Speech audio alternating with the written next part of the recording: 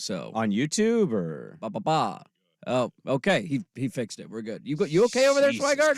Criminy, you sound terrible. You doing all right? No, I'm not. The whole right side of my mouth is. Oh, I can't chew on the right side of my mouth. It's been a whole stop thing. doing I gotta what you're call doing. my dentist and figure out when to get in. It's awful. that's not good at all. So your mouth is numb or just in pain? No, it's in constant pain. Like jaw. Like, right should you underneath. be here? There's no choice. Wake Jordan Schultz up. Yeah, where's Schultz at? Get Call in him. here by the 8 a.m. hour. I got him an on the phone. emergency. He's coming in. I got to get through the Pilots game tomorrow night. Should we replay the first 5 minutes of the show for the 32 people watching on YouTube? He doesn't seem very happy. No, he does not. He seems like he's in actually a lot of pain, but he doesn't, he's telling us he is, Hey. but like it's worse than he's letting on. We just got to survive, okay? We just got to survive 3 hours of this. It's going to be a cesspool today. It's going to get ugly. It's going to get dirty. A lot of yelling's going to happen. We just need to survive until 9 a.m. I don't know if there'll be yelling today. We will try to fix the audio part of the YouTube thing. I hope that works for I think people. it is fixed. Somebody Okay. said it wasn't. Yeah, I think we're good. I just had to switch the camera shot.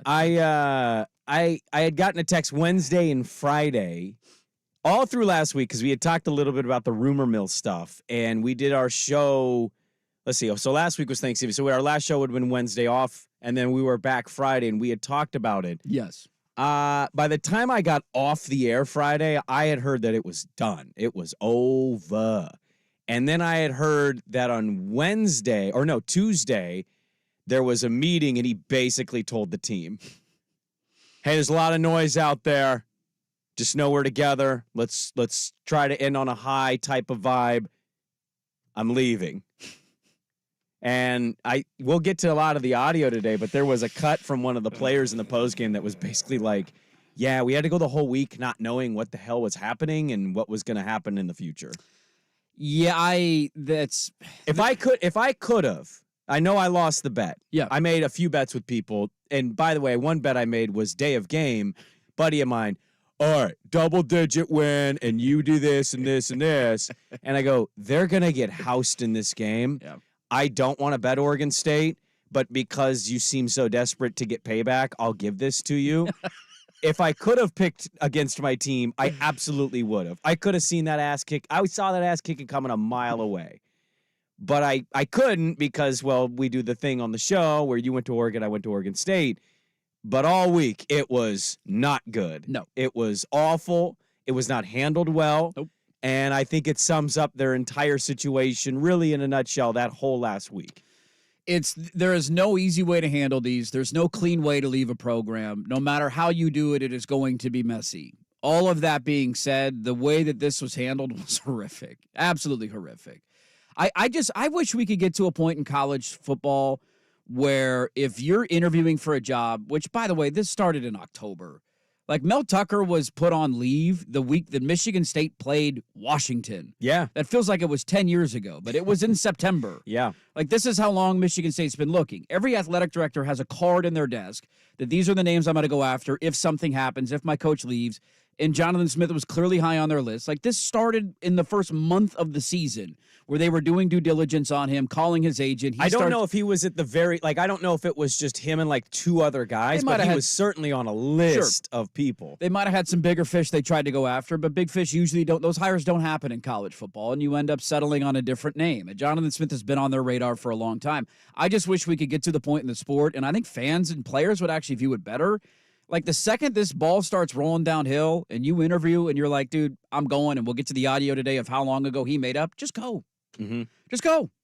Like, nobody wants you to finish out the season. Nobody wants you on the sidelines the rest of the way. You clearly don't want to be here. You clearly want to move on. As an Oregon fan, I can tell you I would have loved the last month of the season a little bit better 2 years ago if Mario Cristobal wasn't on the sideline, because we all knew that he was gone by that point. The comments, the interviews that he was doing, everything told you that he was leaving. He was being awkward and uncomfortable. Like, just go, man. You want to go to Miami? You're clearly checked out. You're clearly not invested in what's going on in your own locker room.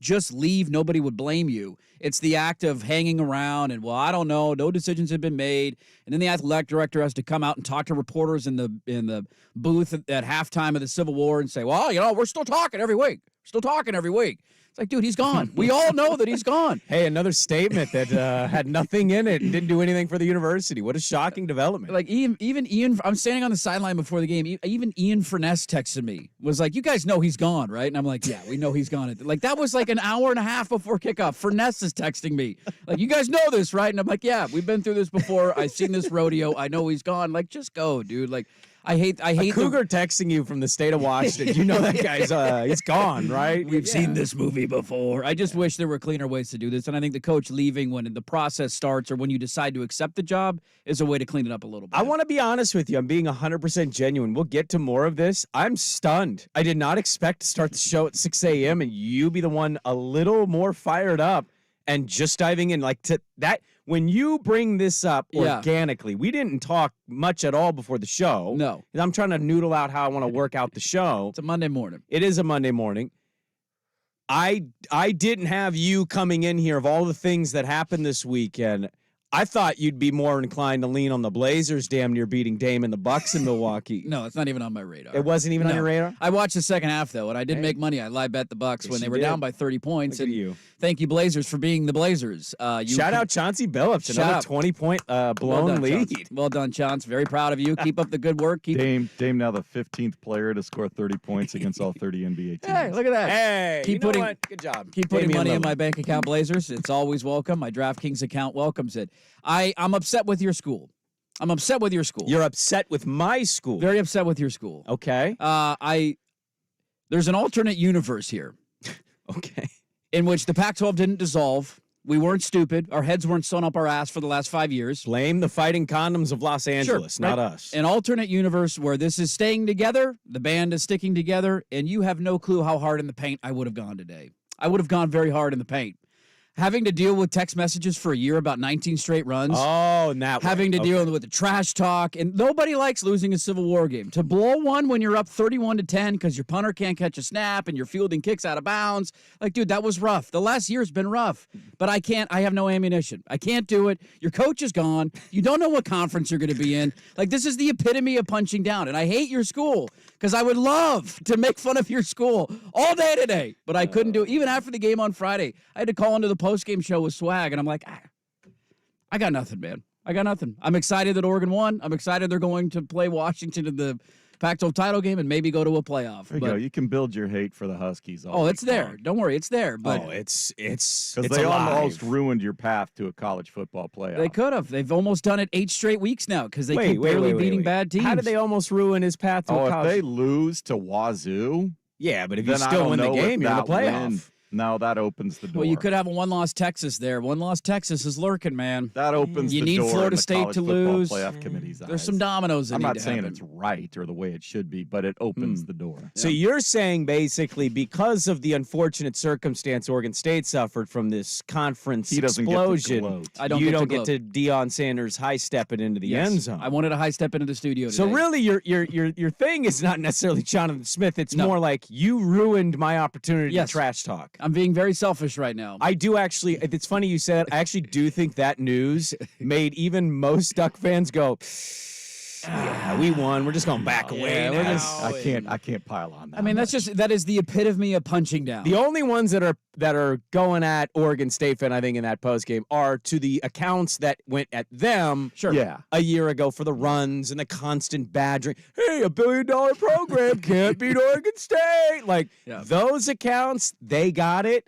I think most rational, level-headed, mature Oregon Duck fan was like, No. yeah, it was nice to whoop that ass, Yeah. but this game's over. It We're was moving great. on. They did exactly what I thought they were going to do. Now- Very confident all week. When And Jonathan Smith brings his Michigan State Spartans to Autzen October 5th for the very first home Big Ten game, we're going going to kick his teeth in. We're going to kick his teeth in next year. Are you kidding me? That dude doesn't stand a chance at Autzen. Yeah, that's going to be a weird. I don't think Oregon State. I think Oregon State fan wants to see him lose now, but Yeah, who like you rooting for in that one if you had to pick? a meteor, Just take out the field. like stomach flu. I don't know. You know, just hey, we're gonna cancel this game. It's over. As somebody who's had a lot of head coaches leave his university, I can tell you that the pain of it happening is tough, and the rooting against them never ceases to leave you happy. Whenever they lose a game, there's still a part of me that every time Miami loses, a little smirk. What about Willie Taggart? I don't know where he is anymore. I don't either. But when he got fired the last time, little smirk. I think he was at Florida. Was it Florida Atlantic or Florida International? That sounds about right. Florida Atlantic One sounds of those right. Florida schools. Random Florida school, and he lasted 2 years. Angie Machado of BeaverBlitz.com at 7:30. Obviously, you know what the show is today. I don't think I really need to tee up a whole lot. We got some college football odds and ends to get to at 6:30-ish. We will start with the local taste. Dirt and Sprague, good to be with you. Fire off the emotions. Vancouver Ford text lines 503-864-6326. And the YouTube comment page is open, so let us know how you're feeling. You guys know what today is going to be. I think we all know what today is going to be. A very local show, maybe some non-local stories here and there, but largely local show. Dirt and Sprague, we get it going next on 1080 The Fan. The Herd with Colin Cowherd.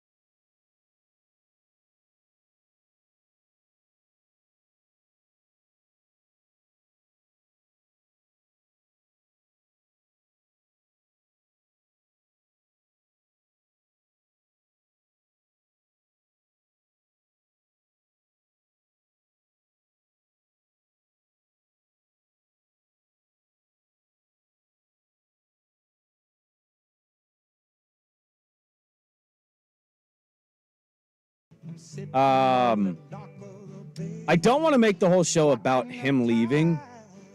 It does seem hard to not do that. I mean, it's the biggest story right now. As the week goes on, Oregon and Washington will be the bigger story, obviously, and what Oregon State does. But in the aftermath of that, I don't think anybody was surprised by the outcome on Friday. And then you get the news, and it's just that's the biggest story. It very well could have been the same outcome had he just stayed at Oregon State. I think Oregon is that talented, and I think Oregon State on the road is that vulnerable. But there was a real feel going into it. You were at Autzen. I wasn't. But there was a real feel from where I was, given what we had heard, rumor mill stuff, that this wasn't quite as prepared a team as maybe could have been given everything that was happening on the outside of it.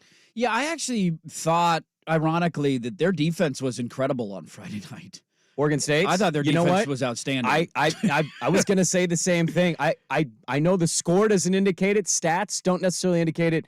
But given how just truly inept the offense was, yeah, they could not run the football. Remarkable Oregon didn't have 50 points on that scoreboard. Yeah, the Beavers held the Ducks to their lowest point total of the season. Yeah, 31. They couldn't run the football that I efficiently. didn't know that. That's a pretty impressive little stat for them. Well, the other thing, too, out of that game was it was funny that the opening drive for Oregon was viewed as a message or a shot across the bow at Oregon State because they took, 9 minutes to score that touchdown. 8.5-minute drive. 8.5 minutes. It was like, oh, they're doing to Oregon State what Oregon State did to them last year.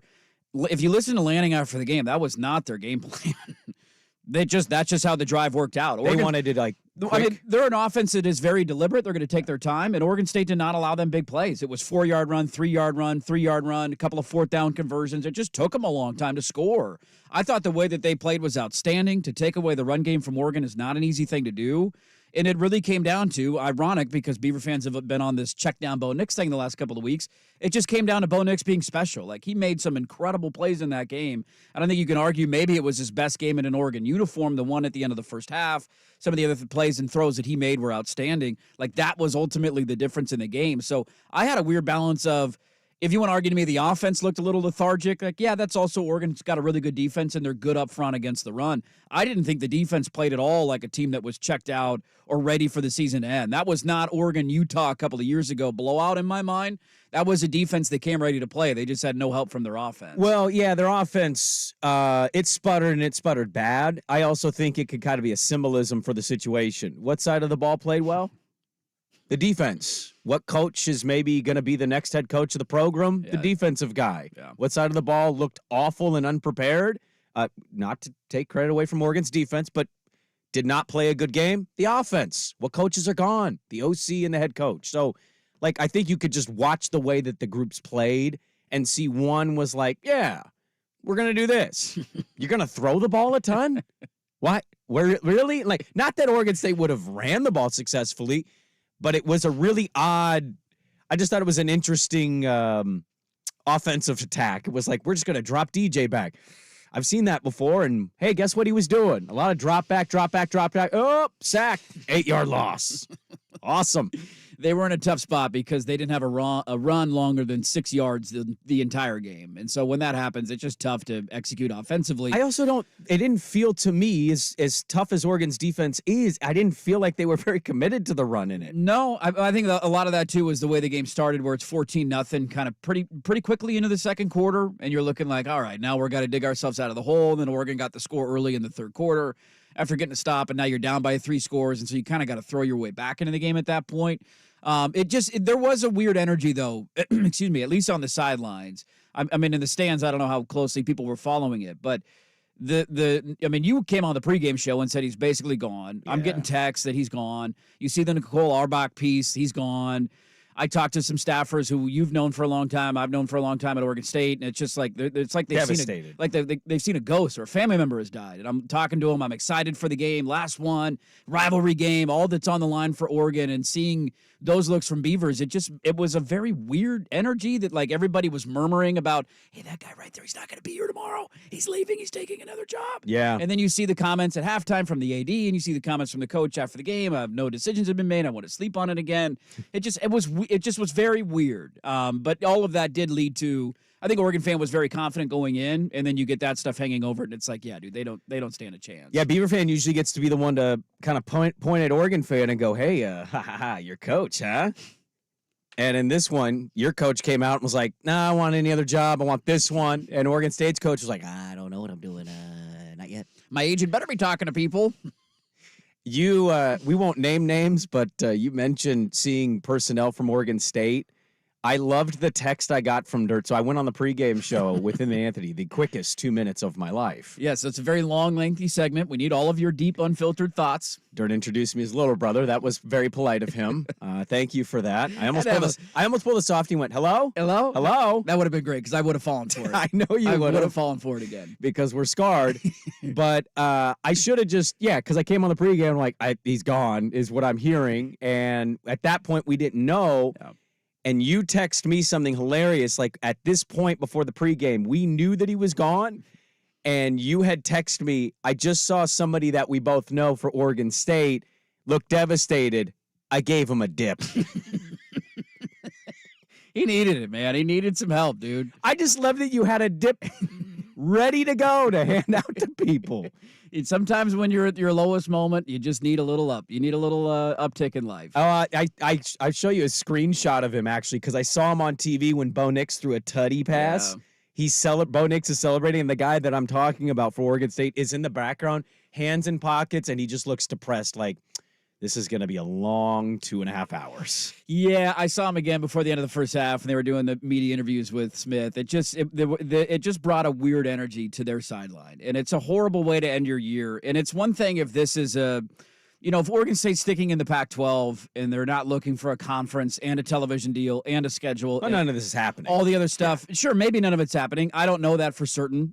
Coaches are weird and people have different wishes and needs and things that they want to accomplish in their careers. I think there's just an aspect of like, all right, we'll rebuild. We're in a good spot. We're as strong as maybe we've ever been as a program. We'll go hire somebody. We'll be okay. Yeah. It's a double whammy of the coach leaving at the same time all the other stuff is going down. It makes it feel like double kicks in the nuts over and over and over. I had a Beaver fan because I jokingly said if he does go to East Lansing, I think I sent this out on Thursday or Friday. I can't remember at this point, but I'd said something like, if he does, I'm just going to be these Iowa guys who are wearing punt sweatshirts at Iowa and was it Nebraska? Iowa, Nebraska. They were just rooting for punts in the under, which, by the way, it hit somehow. And I loved that. I thought that was hilarious. And I'm really going to be that.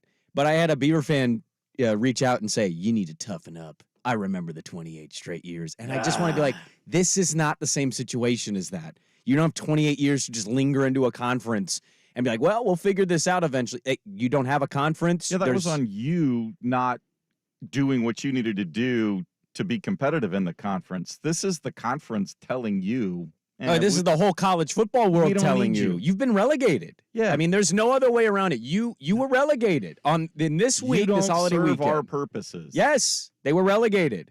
So, yeah, some people have the perspective of toughen up, stick it out. It's like, or just, feel hopeless and not have the same situation that people dealt with 25 years ago. It's a really tough balance because I try to be an optimistic guy by nature, and I've tried to remain optimistic even in the face of headwinds with Oregon State throughout the course of the year.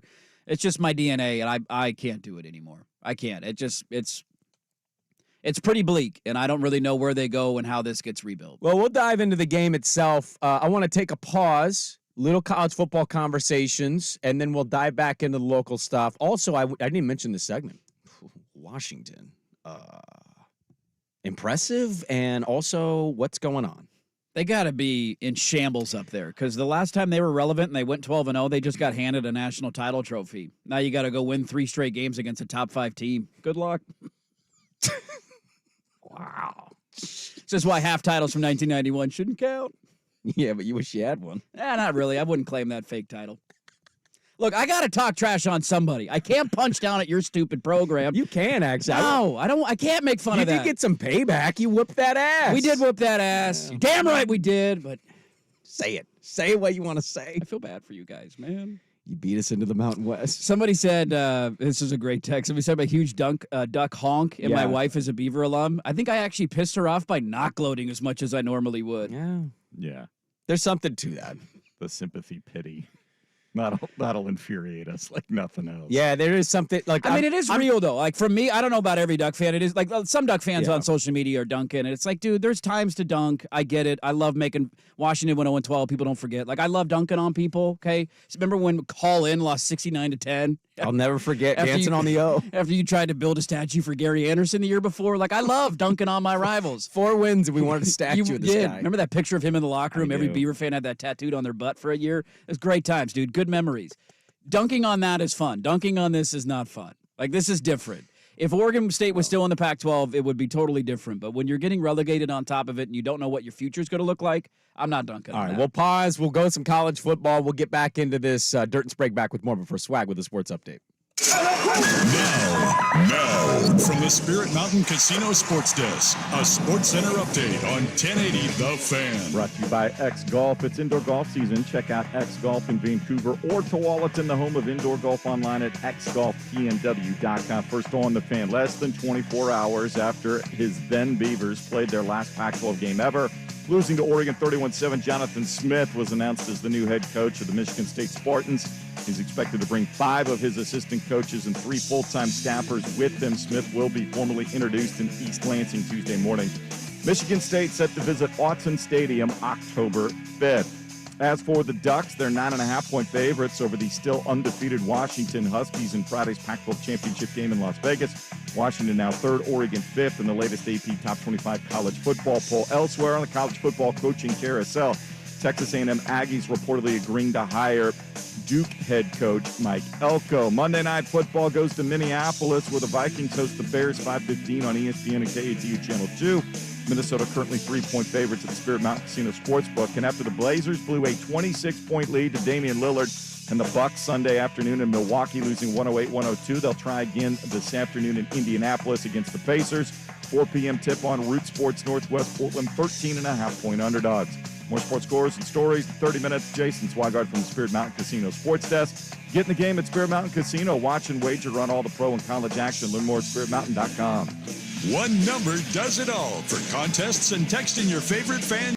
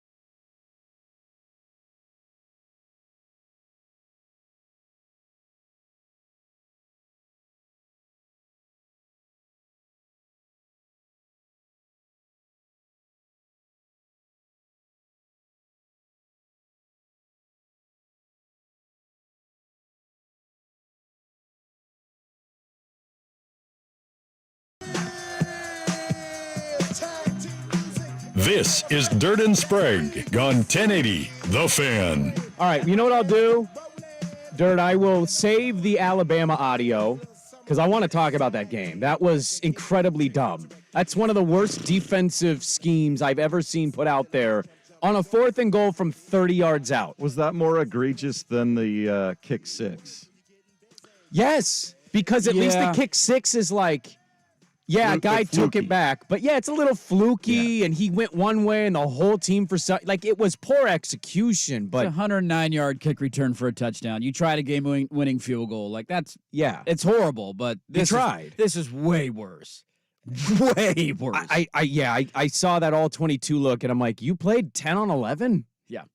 You know that they have to get in the end zone here. Like, tackle him at the 5. I don't care. They QB spied him when he's on the 30-yard line, and you have all your defenders in the end zone. Let him run the football. That's your dream scenario. And then the guy didn't even rush him. No, he just spied him. He just stood there. So you basically played 10 on... Anyways, we'll get to that a little bit later. I digress. We did have a listener, at GoBeavs2, said, great take on not dunking, Dirt. Appreciate you saying that. There are some Beaver fans that appreciate you not dunking as much as you could. I had a P1 send me a DM on Instagram after my postgame hit. I said it on Saturday night. I'll say it again. I wouldn't wish what Oregon State is going through on my worst enemy, man. It's fun to trash talk. It's fun to make fun of teams when they lose. I love pumping my chest out when my team beats them, but this is a different scenario. You don't know where your future is. It's not looking very good. This stuff's rough, man. I'm not dunking on that. You certainly could. You have a right, I think, in some ways to do it, but I think taking the high road here, given the circumstance with both situations, both the school's future and the coaching sensitive topic, I think that's the right approach here. Well, the other thing that I got going for me is I got an opportunity to dunk on Friday, and I'm holding my dunks. I'm holding my dunks and waiting and hoping I get the chance to do it on Friday. Well, I think you're already moved on. We're on to Washington. On to Friday. It's a short week. It's a very weird time. I was joking with some people at Autzen this weekend. It's a very weird time because one fan base in the state is going through arguably one of the best seasons they've had in the history of their program. Looking forward to a Pac-12 title game. They're going to be ranked in the top 5 tomorrow night. Yep. If they win, they're likely, not guaranteed, but likely into the college football playoff, which if you told me that in August, I don't think I would have believed you. Schedule's tough. Pac-12's going to be hard. They're going to get through with only one loss, having to play Washington, USC, Utah, Oregon State. I don't know. I didn't see it in August. Some people did, and I wasn't one of them. You're one win away from that happening, and the other fan base couldn't be further on the other end of the spectrum of depressing, not sure where your future is, and all the other things going on. I had some thoughts from Beaver fan throughout the weekend. We'll get to that stuff. I do envy and I do kind of credit a fan base in college football that I normally don't like or care about. Oh. I think public shaming coaching hires before they're made official. You're pro public shame, dude. I'm all about this. Now, I think Tennessee is recovered. They got Heupel now. They feel good, I think, about their situation. Dude, that aged horribly, by the way. You know who they ended up hiring instead of Greg Schiano? Tennessee? Yeah. What was that cat's name?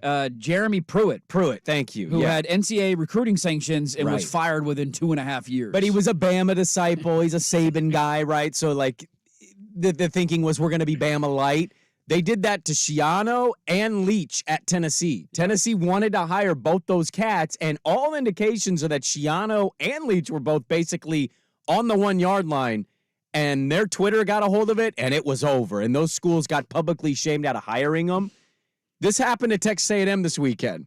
I know they won't admit it, and that's okay. Neither will the candidate. But Stoops was the guy for A&M. Yes. It got leaked, and the entire fan base said, the hell you will. And they pumped out. Stoops sent some stupid notes message that was like, no. I love Kentucky. I never want to leave Kentucky. And A&M had to go hire Elko. Yeah. They publicly shamed their university into hiring the guy that they more preferred over Mark Stoops. And I don't know if it's going to work for them. I think they're a little too controlling. I think their expectations are stupid. And they got a lot of money. Yeah. But I love that a fan base can publicly shame their school out of hiring somebody they don't like. It's a miraculous power of social media in the modern sports world that you can have that level of impact. Back in the day, there was no, how were you going to voice your displeasure with the direction the program was going? Write a letter to the athletic director? Right. You didn't have a way to do it. Now you do. I find it hilarious, though, because the Tennessee example was the first one I thought of. They wanted to hire Greg Schiano. Greg Schiano's a good coach. He's won everywhere he's gone. Rutgers is bowling. He's won at Rutgers, okay? That's not an easy thing to do. And Tennessee fan was up in arms, I think, because of the Sandusky stuff. They try to act like they've never done anything weird or strange down in Tennessee. Schiano was a 6-degree separation from that, and that was the reasoning that they used. But they just didn't want him because he wasn't an SEC guy. He wasn't one of their own. And they ended up hiring Jeremy Pruitt, who was a horrific disaster. So that's the funny part about fans that are speaking is this doesn't always work out in your favor. I will say, look, I like Mike Elko. I think it's a decent hire for A&M. He was a D coordinator there for a couple of years. He's done a great job turning around Duke. When I saw the Mark Stoops news, though, I thought that is an awesome hire. You liked the Mark Stoops hire? Dude, I think Mark Stoops is a damn good coach. He has won 10 games in the SEC at Kentucky. Yeah. Kentucky.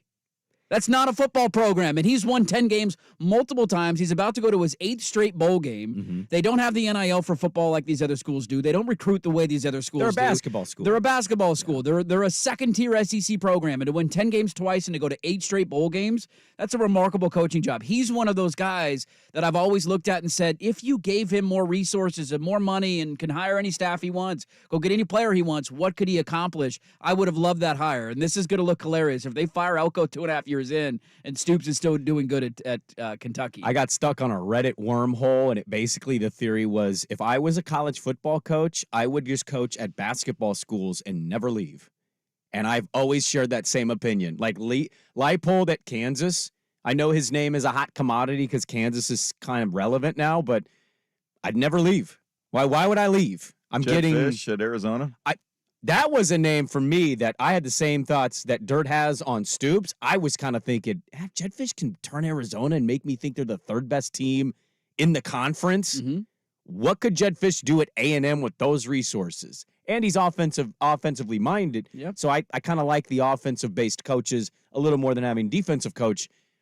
There were some guys out there. I don't know how to feel about Elko. I thought he did a good job at Duke, but he's been a head coach for 2 years. That's kind of my thing is it's not enough sample size for me to conclude, like, I love this hire. It might be a great hire. It's also A&M. Good luck. What are the expectations immediately? Like, John Shire got that job at Duke, and he's already a bigger rock star than Elko. And I'm like, you could just stay at Duke. You could just be really good at Duke forever. You don't win a national title within 5 years. They're going to chop your hands off or something down there. Maybe this speaks to my work ethic. Maybe it doesn't. Like, if I get an $80 million buyout, what do I care? Who needs hands? I got $80 million. I'd rather not be fired. I'd rather just be somewhere and be a legend. Like, what did he do? He won 8 games every year. Yeah. We never thought he would do it. Yes. It's amazing how different, and we're going to get to this today. It's amazing how expectations are going to change the way you view about a coach and the job that he is doing. Yes. And to a lot of these guys who are jumping to bigger places, good luck. I want to throw this out there. We'll get to it, obviously, but where are you at on some of the coaching availability spots? Where is Michigan State for people? Even if you can, and maybe Oregon State fan can't do it today, if you can remove the emotion of it, what are your thoughts on Michigan State as a job, A&M as a job? I think there's a good conversation there. But let's just go back to the local stuff. We'll dive in. Civil War was Friday. Let's talk about that, and then we'll get to some of the big news. We got a Pac-12 title game set up for Friday. Jonathan Smith has bolted. Angie Mado at 7:30. Dirt and Sprague back with more on Portland Sports Leader 1080 The Fan. Oregon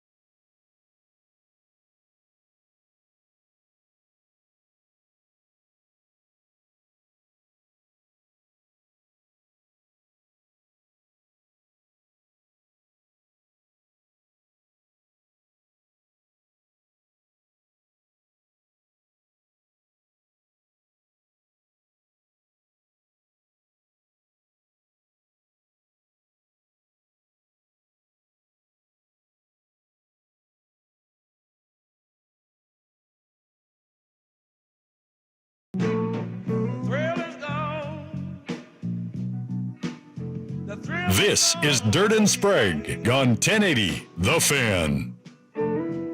Frank Reich has been fired in Carolina. We probably won't get to the fact that Indiana football thinks it should pay $20 million to fire a guy. Like, they think that of themselves. And John Gruden might be there.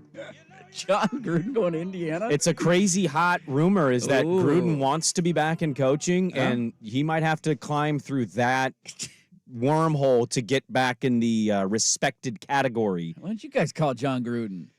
I don't think we can afford him. You don't want Chucky? No, I think we're going to have to keep Trent Bray at a decent price. Did he ever win his lawsuit? He filed a lawsuit about being fired. I think that's still ongoing. Is that still ongoing? Yeah, it's still pending? ongoing. Okay, I wasn't sure about that. Final verdict of it. Friday's game, I don't know. My takeaway was, because I thought Jonathan was gone at this point, so I'm watching this game like, yeah, there's another Tud. Oh, there's Oregon again. Their offense sucks. I'm trying to say this without coming off like I don't like the guy. He might have secured the Heisman. I had to kind of turn the mute on and off with Brock. It was a little much. I mean, like, I get it. Like, Bo Nix, that across his body throw 50 yards down the field, like, that was an incredible he needed a moment. It was a moment. He was hitting 4-yard crossing routes, and Heward's like, oh, my God. Oh, my God. Tez Johnson doesn't reel off 30 yards if he doesn't throw it. Like, every play. Bucky would run 6 yards. Did you see the way Bo Nix handed that ball off? Like, dude, you don't have to do the whole I'm a Husky, but let me overcompensate for the Duck commentary. Where did Bo Nix hurt you, huh? Where did he touch you? It's not Bo Nix. I'm not Is this alone a on Deion this. Sanders thing with me? No. It's the over-gushing of media is driving you away? A little bit, yeah. I talked to some people about this that watched the game, and they had the same kind of take. It's just every play was just, oh. It's a 6-yard pass. The Bucky Irving touchdown was a screen. It was like, oh, my God. Look at how he lured the defense with his feet. It's a screen pass. It's a great play by Bucky, though. Good blocking. Wow. It was a bit much. It was. I know you didn't. You weren't watching on TV. I went back and rewatched it. I mean, look. It was a bit much. I'm not going to tell you how to feel. You guys are having a rough time, so you go ahead and you vent and rant about whatever you want to vent and rant about. This is Oregon State excluded. I've been on this for a couple weeks, but the Brock Heward broadcast was a bit much. I did find it ironic that the whole check down thing is sticking to Bo Nix. I don't really know why this is a thing and why the only stat we care about is throws 20 yards down the field. Like, I keep having people tweet that to me as if it's some sort of indictment on the quarterback that he is, or that's the only number that matters. So that's the only stat that we count is 20-yard throws down the field. Like, that's the only thing that matters when it comes to determining a Heisman Trophy winner. I will say this. I actually appreciate that he's a quarterback that takes more efficient throws because there's a higher completion percentage when you have more efficient throws. He's got incredible athletes. You have incredible athletes. Just space. Get the ball to him. Why do you need to chuck it 30 yards down the field every time to appease Twitter trolls? That whole thing has been hilarious to me, and why that has taken over, I don't know. I get that we have to find ways to nitpick guys if you don't think they should win the Heisman. I think that's what it is, Dirt. It's the nitpicking of a Heisman conversation with different players. Okay, that's fine. I also found it hilarious that the biggest play in that game that broke Oregon State's back was a 45-yard bomb down the field. Like, after all that for weeks, he just throws checkdowns. He just throws screens. And then in the biggest moment of the game, when that was a 14-7 game with less than a minute to go in the first half, and Oregon State was getting the ball to start the second half. Mm-hmm. Like, we can do this all. Oregon State's quitting, and they didn't care, and they weren't there. They didn't show up. That was a 14-7 game with 48 seconds left or whatever it was in the first half. And Bo Nix had a special moment. He threw the ball downfield multiple times on that drive when he needed to, including on a touchdown pass that basically broke Oregon State's back, and that was the end of the game because they went into the half up 21-7. I thought he had 3 incredible throws in that game, and I thought that was the best game that he's played in an Oregon uniform. That throw to Troy Franklin at the end of the half was awesome. He had one that he threw to Tez on a corner route into bracketed coverage with a safety over the top and a linebacker underneath. That was just a thing of beauty. And then he had a throw in the third quarter when that thing was not quite a blowout yet and Oregon State was still somewhat in the ball game. They had a 3rd and long play in which they had a cover 0 blitz with a free rusher coming off the edge, and Bo was able to scramble back, buy enough time for Troy Franklin to run a little 12-yard out, and he hit him basically throwing the ball before he even made his break, turns around, balls hits him in the hands. I thought he made incredible play after incredible play in a game in which his running game was not there the way that it has been at times this year. Give a ton of credit to Oregon State's front seven for slowing that down. I get that the overhyping and the gargling can get a little frustrating from a broadcaster standpoint, but I thought Bo Nix was outstanding on Friday night. Trying to think. You keep saying this. You thought it was his best game in an Oregon uniform, and I'm trying to think if I agree with that. Dude, he's been on a hot streak now since the Washington game. The only pick he's thrown was a ball that hit Tez Johnson in the face mask. But I think given Jaden Daniels struggled for half of that LSU game, and Penix's numbers have just not been there the last couple weeks. No, I think Penix is basically eliminated.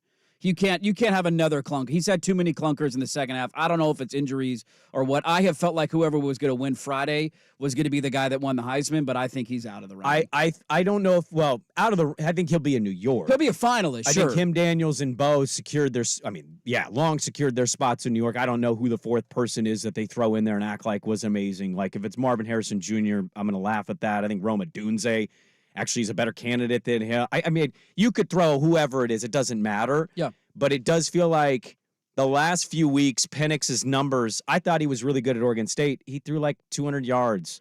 That one wasn't his fault. That was a conditions game that I gave him the benefit of the doubt for. But it's bad timing. Yeah. And Heisman voters don't go, oh, he played in rain. That's not how they vote. They go look at his numbers, and they don't watch the game, and then they make a vote. Right. And Nix's numbers pop off. Daniel's numbers certainly are popping off. Penix aren't. I think he's making Heisman plays, but he's not necessarily doing it with the stats. So maybe you're right, because that may have secured him the Heisman. And I know people keep saying this Friday's game will, but maybe that did enough for him against Oregon State to secure it. I think it's a two-man race. I think it's Nix and it's Daniels at this point. And if Nix wins on Friday, I think he's going to get the benefit of the doubt for playing in a bigger game. But Daniels isn't playing. He's not, exactly. But if Nix loses, I think Penix, the not scoring an offensive touchdown against ASU, it's like you can excuse one away, although Nix has not had a bad game and their offense has not had a bad game all year. You can excuse one away. The Oregon State game wasn't necessarily his fault. There were really bad conditions in that game. I gave him the benefit of the doubt. They barely had 300 yards of offense yesterday, or Saturday. Yeah. Dude, they got outgained by 100 yards by Washington State. They had like 308 total yards of offense. I think they've been outgained their last couple weeks. Like that's an offense that's just not clicking the way that they were clicking early in the year. They were unstoppable for the first month, and it just hasn't quite been the same. Maybe they win Friday and they continue to survive. There is a frustration. My inner honk comes out with this check down stuff. Like, it's like I'm like the werewolf that's awakening. That's the stat that we point to, and not the fact that nearly 30% of Jaden Daniels' touchdowns came against Grambling, Army, and Georgia State. That's in garbage time when they're up 42-14. Like, are we not? That's not a thing. That doesn't matter. No, also, they stat padded for sure. Also, the throws down the field, sometimes that's predicated on the situation of the game. And Oregon has had a massive lead in basically every game that they played this year. And so you don't have the need to throw the ball downfield in the second half. You do in the first half, and then you're up by 30, and he doesn't play in the fourth quarter. It just, that's one that has started to frustrate me a lot. That's the only stat that I continue to see thrown out as if it's the only thing that matters at winning the Heisman. That graphic certainly got turned around last week, didn't it? It did a little bit. That 20 touchdowns or whatever to the 17 completions or what have you. But it's not even I think Nix is going to win it. I can't argue with the numbers. I think he's leading the nation in passing yards now. Yes, he is. So I think he's locked. To me, it's not nitpick or check. It's just like every throw. Tez Johnson was electric. Mm-hmm. Some of the acrobatic athletic moves he made on defenders was stupid. It's a super underrated part of the second half of the year is the way he has become an integral part. He was a good piece early. The last month and a half, he has been unstoppable. Well, yeah, Franklin, him, and Bucky. And now you got Ferguson. It's a tough thing to stop that offense. Yes, it is. We'll get into more of that throughout the week. Obviously, the big matchup on Friday, Pac-12 Championship Day. But we start the second hour. Jonathan Smith bailing on his alma mater from Michigan State. Hour number 2, Dirt and Sprague on the Fan.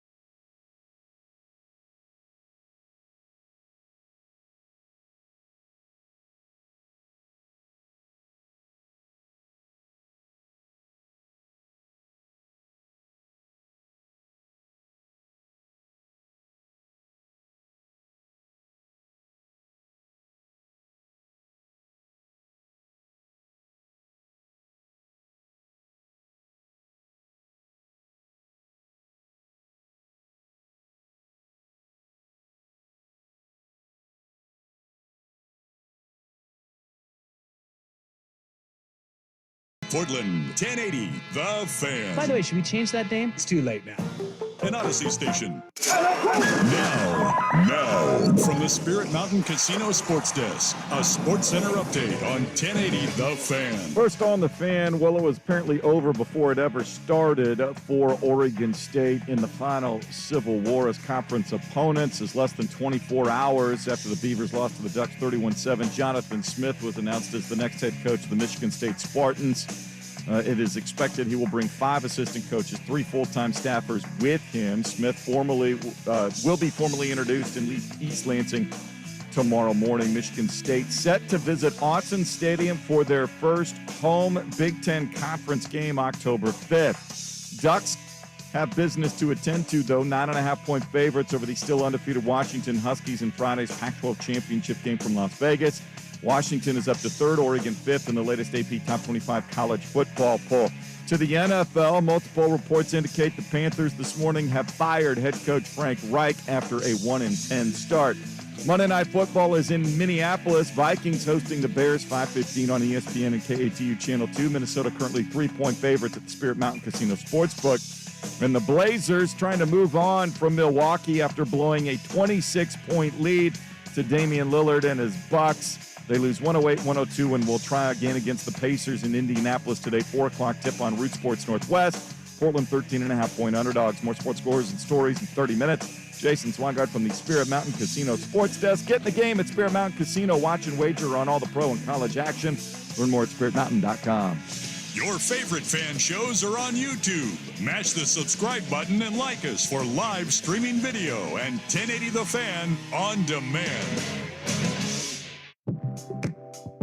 It's time for Dirt and Sprague. I've never been on live television before, but apparently sometimes I don't watch the news. With Andy Dirt Johnson and Brendan Sprague. Because I'm a kid, and apparently Grandpa just gives me the remote after we watch the Powerball. Dirt and Sprague on 1080. We'll probably sit around and cook some soups and eat bread and desserts and just get all fat and sassy. The Fan. All right, welcome back in. Hour number 2, Dirt and Sprague here on 1080 The Fan, the Odyssey app, youtube.com/1080 The Fan, 99.5 HD2. You can reach us at the Vancouver Ford text line, 503-864-6326. They treat you right before, during, and after the sale. Visit them for more information at vancouverford.com. And if you miss any of the hours of this show, including the 6 a.m. hour, catch it at the Service Patriots podcast at 1080thefan.com. Special offer for our listeners at servicepatriots.com/thefan. Angie Mado will join us at 7:30. Oregon State lost their head coach. Yes, they did. Jonathan Smith departs Oregon State following a Civil War beatdown in Eugene. Denied it, played it, steady as if he didn't know what he was doing. And then we all woke up Saturday morning and Jonathan Smith was headed to East Lansing, Michigan. It was right in the middle of that Michigan-Ohio State game, right at the early outset of it. And it was a major distraction. And it reminded me the love-hate relationship that I have with social media, because there's part of me that just hates it. It's a cesspool. It's just trolls trolling each other, and go troll yourselves. And I can't stand being on Twitter sometimes. But then at the same time, it's like, this is big news, and I need to be on to, like, is anybody else leaving? What is being said? What's happening? It just was this weird balance of, like, trying to focus on the game, which ended up being a really good game, and also trying to make sure you're not missing information that's coming out. It made Saturday morning a bit interesting and a bit hairy, but I think after the way last week went down, nobody was surprised that announcement came. Well, no, I think a lot of people locally sharing rumor mill stuff kind of knew that it was a done deal. And then Nicole Auerbach on Friday shared that Michigan State was zeroing in on Jonathan Smith. And I love the language that gets used. Zeroing in on top candidate for. And I had people like, you really think this is over? And I'm like, oh, yeah, dude. Nicole Auerbach ain't randomly tweeting about Oregon State's head coach unless she knows that behind the scenes it's a done deal. Nope. So Oregon State goes out there and they lose to Oregon. Oregon continues to roll. They head to the Pac-12 title game. And Oregon State now, no schedule yet, no conference that we know of, no real TV schedule. We don't know anything about Oregon State's future. It's incredibly dark and depressing. And now their alum, their famous quarterback, chooses to leave them at this moment to go coach at East Lansing, Michigan State. Do you guys think Michigan State, real quick, is a good job? How do you classify Michigan State? Good, yeah. Good. I think it has to fall into the good category. Great, no. I think they have high expectations there, and he's good. Look, file this one away for like 4 years down the road. Good luck, man.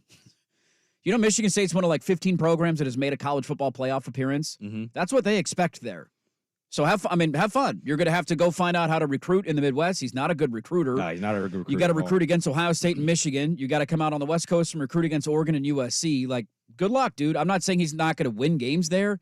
Their expectations are to compete for Big Ten championships, and that's a uphill battle at Michigan State. Well, the first big red flag was Anthony Gould, wide receiver for Oregon State. I saw this immediately and was like, yeah, well, there's even more indication of what's going on. The rumors last week, Dirt, were that he had told the team had found out what was going on with him in Michigan State. Here was Anthony Gould randomly dropping this answer in the middle of the post-game press conference of what it was like for them as players all week. We've been through a lot behind the scenes that a lot of people don't know about, so yeah, man, I'm proud of our team. It's a tough one tonight. We didn't get it done, but, we battled. And, there's a lot of uncertainty in the air when, it's been tough, so, I'm proud of the guys, come out here competing, every week, regardless of the fact of, we never knew what was in the future looked like for us. So, I'm just proud of everyone came out and played their tails off week in and week out. And, yeah, man, it just sucks to lose. A great player who helped a program take huge steps in his career at Oregon State, and I really felt for him. He was, kind of getting choked up a little bit there in the postgame. I think the emotions of you just play your last game hit you really hard. I remember crying in high school. Our team lost 18 straight basketball games. I was a baby in the locker room.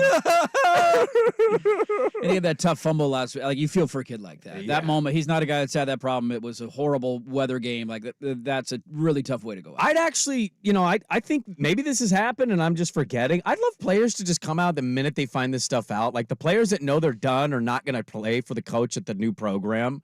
When are we going to get the player that goes, coach just told us he's out, so this has been great? Randomly Tuesday after practice, hey, by the way, Smith is gone. Well, he did a pretty respect. If I'm Smith, I'm kind of thanking him. He could have outed him right then and there, and I think he kind of did without doing it. But when's the player going to be like, yeah, we found out on Monday our coach was abandoning us as we were getting ready for our rivalry game. Shout out, coach, though. Thanks for being there for us, coach. Remember, we're all in. No outside noise. Avoid the distractions. And you've been interviewing for 6 weeks. Okay, thanks for that. He was asked in the postgame if he was taking the Michigan State job. So no decision had been made. Saturday morning hit, and he's on a bird to Michigan State, and Michigan State tweets this out. A new era, a new opportunity. Not going to sugarcoat. There's some work to do. There is no doubt. We know that. We're excited about diving into it, getting around these players currently and selling a vision of opportunity and competing for championships and doing it together. Together also means not just that locker room. That means this community, this fan base, and I can't wait to meet a lot of them. I can't think of a worse season for a fan base than everything that started at the beginning of the season and the way it all just kind of came to a crashing end. I can't either. And I've seen some Beaver fans on the Vancouver Ford text line are pointing out, what if they beat Washington 2 weeks ago, which they very easily could have done. They were in that game. They had a chance to do it. They would have been playing this weekend, Friday night, for a trip to the Pac-12 title game. Just like, imagine being that, you're already checked out, and that's you're potentially taking your alma mater in their final year of the Pac-12 to a conference championship game if you can beat your rival. Now, it's a tough matchup for them, and I don't think they win that game either way. Me either. But it's just that, I think, highlights how frustrating this stuff can be as a fan. This was the last year that Oregon State had a sense of normalcy with the football that they were watching. It's the last year that their feet were squarely on the ground, of knowing the conference, knowing the financial distribution, knowing who you're going to play. And to have your coach be checked out for the last 6 weeks it's just a stab in the back, dude. It is an absolute stab in the back. Like, I get that the whole thing is going to be, can't blame him, leave it in a sinking ship, got to get off now. Dude, this guy's making $5 million a year. He's coaching at his alma mater.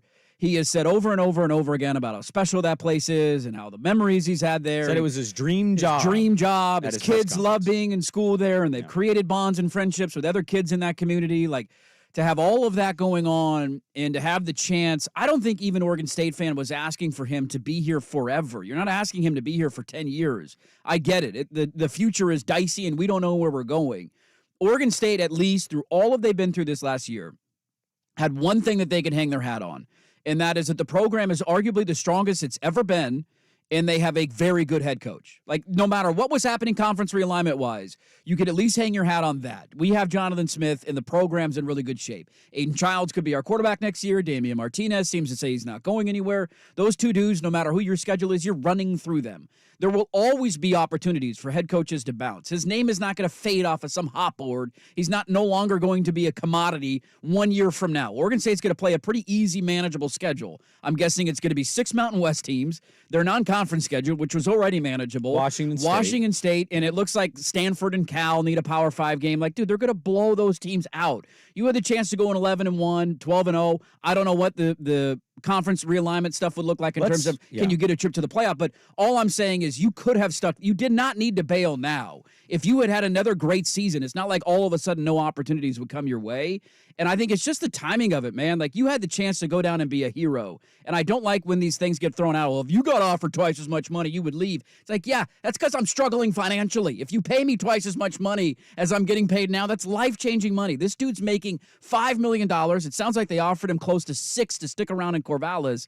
Like this, he's not struggling financially, and I lost a lot of respect for the decision and the way that he handled it this weekend. He also did an interview yesterday, or this weekend, I should say, that circulated that does not paint a rosy picture of himself. And now, Oregon State fan, Dirt, it's really odd to say this. I can't imagine who the equivalent would be, I guess, for maybe Joey Harrington. Like, he's kind of become a pariah for fans right now of just F that guy and blank this dude, and we're cutting him out of the old memory bank. Like, there's a lot of brokenhearted Oregon State fan for the right reasons, obviously, given everything that's happened.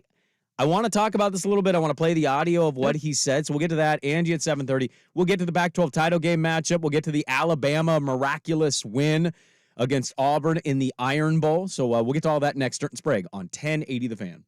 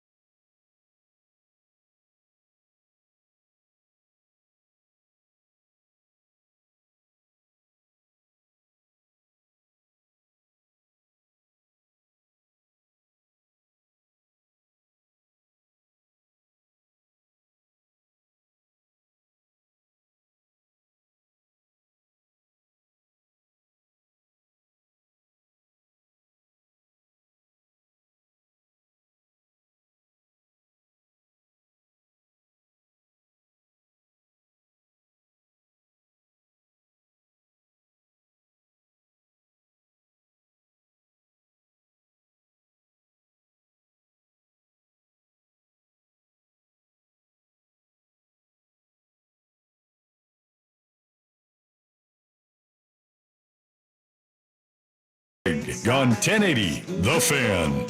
All right, so Jonathan Smith did a interview. I love all these cinematic 10-second videos where they film a guy getting off a bird. Ooh, so sexy. Walking in the cold with the hair kind of blowing in the wind. You can't really do that with Jonathan. It's hard to do. He's not necessarily the greatest looking coach in the world, so like you got to do what you can theatrically to make that video look a little better. He's not the leading man. He certainly is not. No. He's the goofy friend in the passenger seat. Yeah. But Michelle, Tim loves you so much. Like that's kind of what his role is there, and then she goes for Tim. Yeah. He did an interview with some scrum media reporter at Michigan State. And here is the snip that made the viral video. Here is the one that made the rounds. When you had a big game with Oregon, of course, when did you know this was going to happen? You know, I felt confident, I'll be honest with you, but I did want to sleep on it one more night type thing. But in my mind, it's been a long time. What's been your long-range vision of Michigan State from a distance? Look, I want to dive into it and learn about the place, and I'm anxious to do that. But we want to compete and win at the biggest level. What's your opening message to Spartan fans? I'm excited to be here. We're ready to go to work. This is a special place. I'm anxious to learn about it. Have you decided who you're going to bring from your staff from Oregon State? Well, I got some guys on the plane, but nothing final on exacts, and we got time to. We'll get to that with Angie. There was a list from somebody I saw that said who he had scheduled to take. One of those was Lindgren, and another was Mahalachek, their offensive line coach. There's some uncertainty now, some rumor mill stuff. That'd be a massive one for Oregon State to keep if you can. Mahalachek, Yes. yeah, for sure. I think that would be top priority if I was Trent Bray. 100%. And by the way, I fully expect him to be the coach. We'll talk with Angie coming up at 7:30. Yeah. Maybe you caught it, maybe you didn't. I pulled it, though, exclusively this part. When did you know this was going to happen? You know, I felt confident, I'll be honest with you, but I did want to sleep on it one more night type thing. But in my mind, it's been a long time. When did you know that this was going to happen, that you were going to leave your alma mater in the place you labeled Dream School when you were hired for your first head coaching gig? In my mind, it's been a long time. In my mind, it's been a long time. You don't have to keep playing. In my mind. You don't have to it's do been a that long to time. yourself. In my mind, it's been a long time. This is torture. In my mind, it's been a long time. I mean, I guess bonus points for honesty. Usually these guys lie out of their teeth, and at least he's being honest. But dear Lord, that is not a way to ingrain yourself with the fan base. I think there would have been a faction of fans who always I get it. Right? He didn't sign up to be a Mountain West head coach. He doesn't know what the salary pool is going to be. He doesn't know the conference. He doesn't know the schedule. Like, to a certain extent, I think a lot of fans would have understood him wanting to leave. When you have a comment like that, the second you walk off the plane in East Lansing, like you just, dude, stick a sock in it. You cannot say that. Like, what is going through your mind that makes you think that's an okay? I don't lie to people. Has anybody ever heard of lying?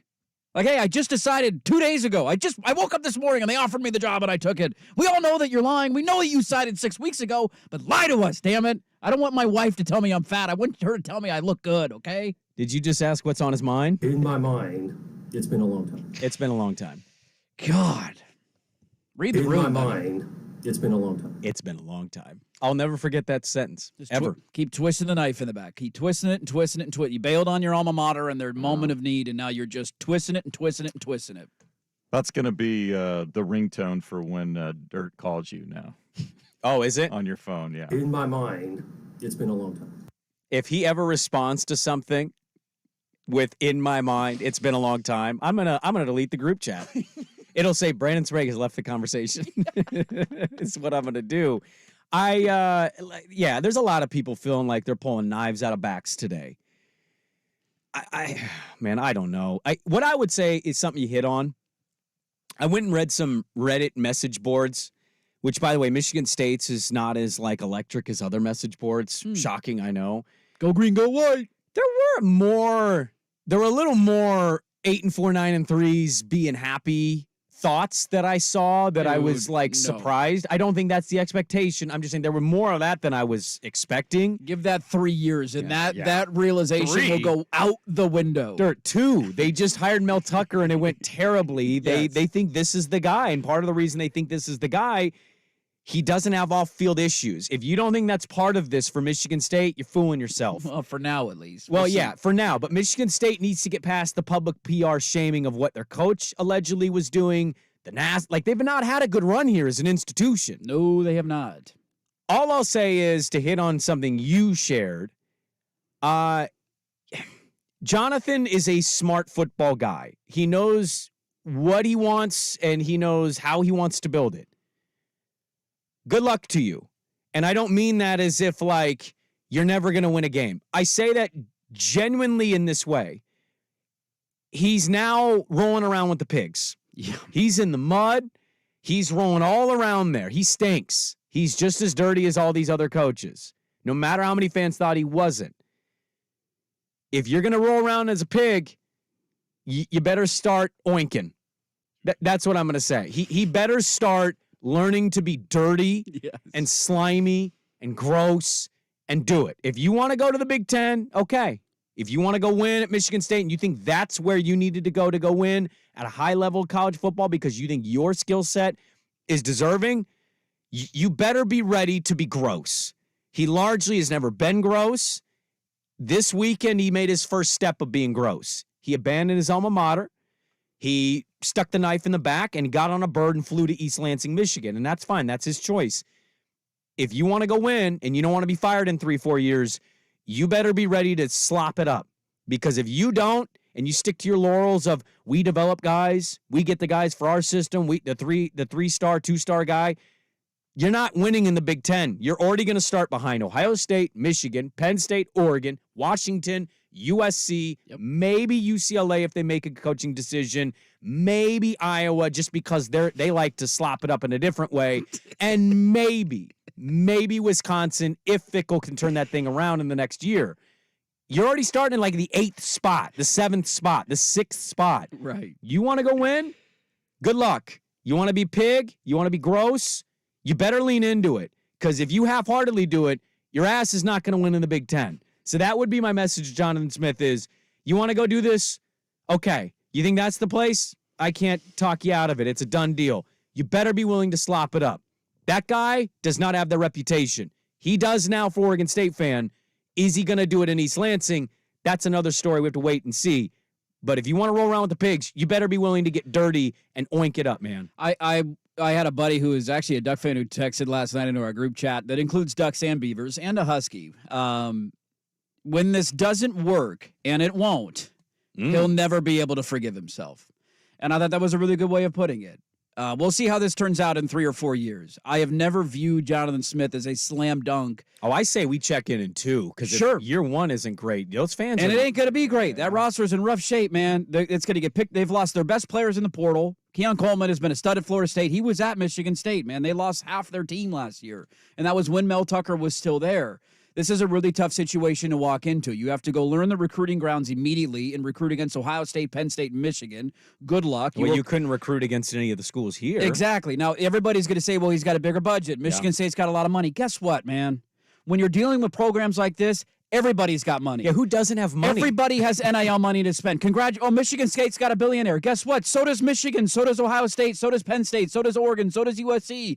Like, everybody's got money to spend to go pay players. Michigan State is not alone in that aspect. This dude got away with developing talent and winning because the expectations were where the expectations were at Oregon State. Even this year, there was already a grumble. There are fans that were upset about 8-4, and I think that's a little ridiculous, but when you run your kicker from the 25-yard line at the end of the half, I kind of get it. The expectations at Michigan State will be to compete for Big Ten titles, and I don't think he's the guy to do it there, and this is just going to be fascinating to see how it turns out in the next 2 years. Let's find out the latest at Oregon State. Angie Mado, BeaverBlitz.com. She'll join us next, give us the latest intel that she's hearing. Do they have a coach secured? Is the schedule out soon? We got a lot to get to. Angie Mado coming up next for the Daily Ticker, but first, Jason T. Swigard with the Sports Update. Now, from the Spirit Mountain Casino Sports Desk, a Sports Center update on 1080 The Fan. First on The Fan, come to find out it was a done deal with Jonathan Smith and Michigan State long before Oregon State lost its final Pac-12 game to Oregon 31-7. The announcement came early Saturday morning. that Smith will take over the Michigan State football program. He's expected to bring 5 assistants, 3 full-time staffers. There'll be a formal introduction Tuesday in East Lansing. Michigan State will visit Autzen Stadium October 5th. As for the Ducks, they are in the Pac-12 championship game Friday in Vegas, 9.5-point favorites over third-ranked and undefeated Washington in the latest AP Top 25 college football poll. Elsewhere in the college football coaching carousel, Texas A&M has reportedly agreed to hire Duke head coach Mike Elko. In the NFL, Panthers looking for a new head coach. They had enough of Frank Reich after a 1-10 start. Monday Night Football's in Minneapolis. Vikings host the Bears, 5:15 on ESPN and KATU Channel 2. Minnesota 3-point favorites at the Spirit Mountain Casino Sportsbook. Blazers trying to put Sunday behind them when they blew a 26-point lead to Damian Lillard and the Bucks in Milwaukee. They lose 108-102. They'll try again against the Pacers today in Indianapolis. 4 o'clock tip on Root Sports Northwest.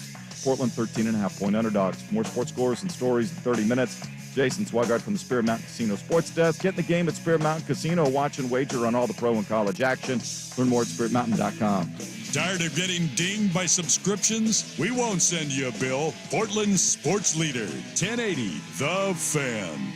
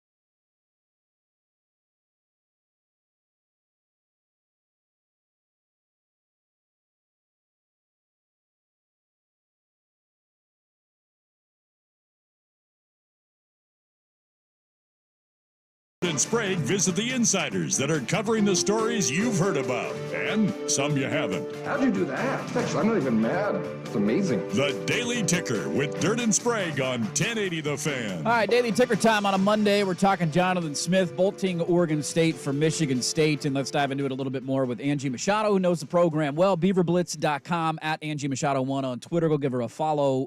Angie, good morning to you. Thanks for the time here. When did this start to crystallize in your mind of, oh boy, this has happened? There's been a lot of noise out there the last couple of weeks. When did it become a realistic thing that Beaver fan understood and you understood that Jonathan Smith was leaving? Yeah, it's like you said, it's kind of been out there rumbling. I just didn't think it had a whole lot of steam, but it started picking up some steam about Wednesday afternoon, and then Wednesday evening, Thursday, it started. By Friday mid-morning, it was kind of all over the place. How surprised are you that he did this? I guess I'm surprised that he did it. I'm actually more surprised on how he's handled it. I think it's not been maybe the best way of handling it. Wait until at least after the Civil War game, but obviously the players knew. I mean, you could tell just by their body language on Friday night. So I think he has to do what's best for him, and I never begrudge people for taking a job opportunity, but I think it could have been handled better. This is such a tough one because he's the alma mater guy. What do you think the reaction is going to be just years down the line, and will this relationship ever be repaired? I don't know if you guys saw the video that surfaced last night from Michigan State, but I think he's really kind of burning some bridges here. Somebody asked him about his decision, and he basically said, "I've known it for quite some time, for a while, for a long time." Or I don't know exactly his exact words. And I think for players, that's a huge slap in the face. I think he'd come into this job as really Corvallis golden boy. Jonathan Smith could do no wrong. He was the Fiesta Bowl quarterback, and the way this has all went down, it definitely has burned some bridges and soured some people. Do we have any update or your kind of best guess of where they're at coaching staff-wise? I know they haven't announced an official head coach. Maybe they do that today, tomorrow, something. But do you have an idea, or is there some indication of who they may lean to here to kind of help them through these stormy waters? And then also assistants. I saw a random report over the weekend of who he was taking. He wouldn't confirm anything in his interviews with Michigan State people, but then you hear rumblings that maybe some of those names that were listed by a reporter are not headed back. What's your best guess of staff and maybe the person they pick for this spot?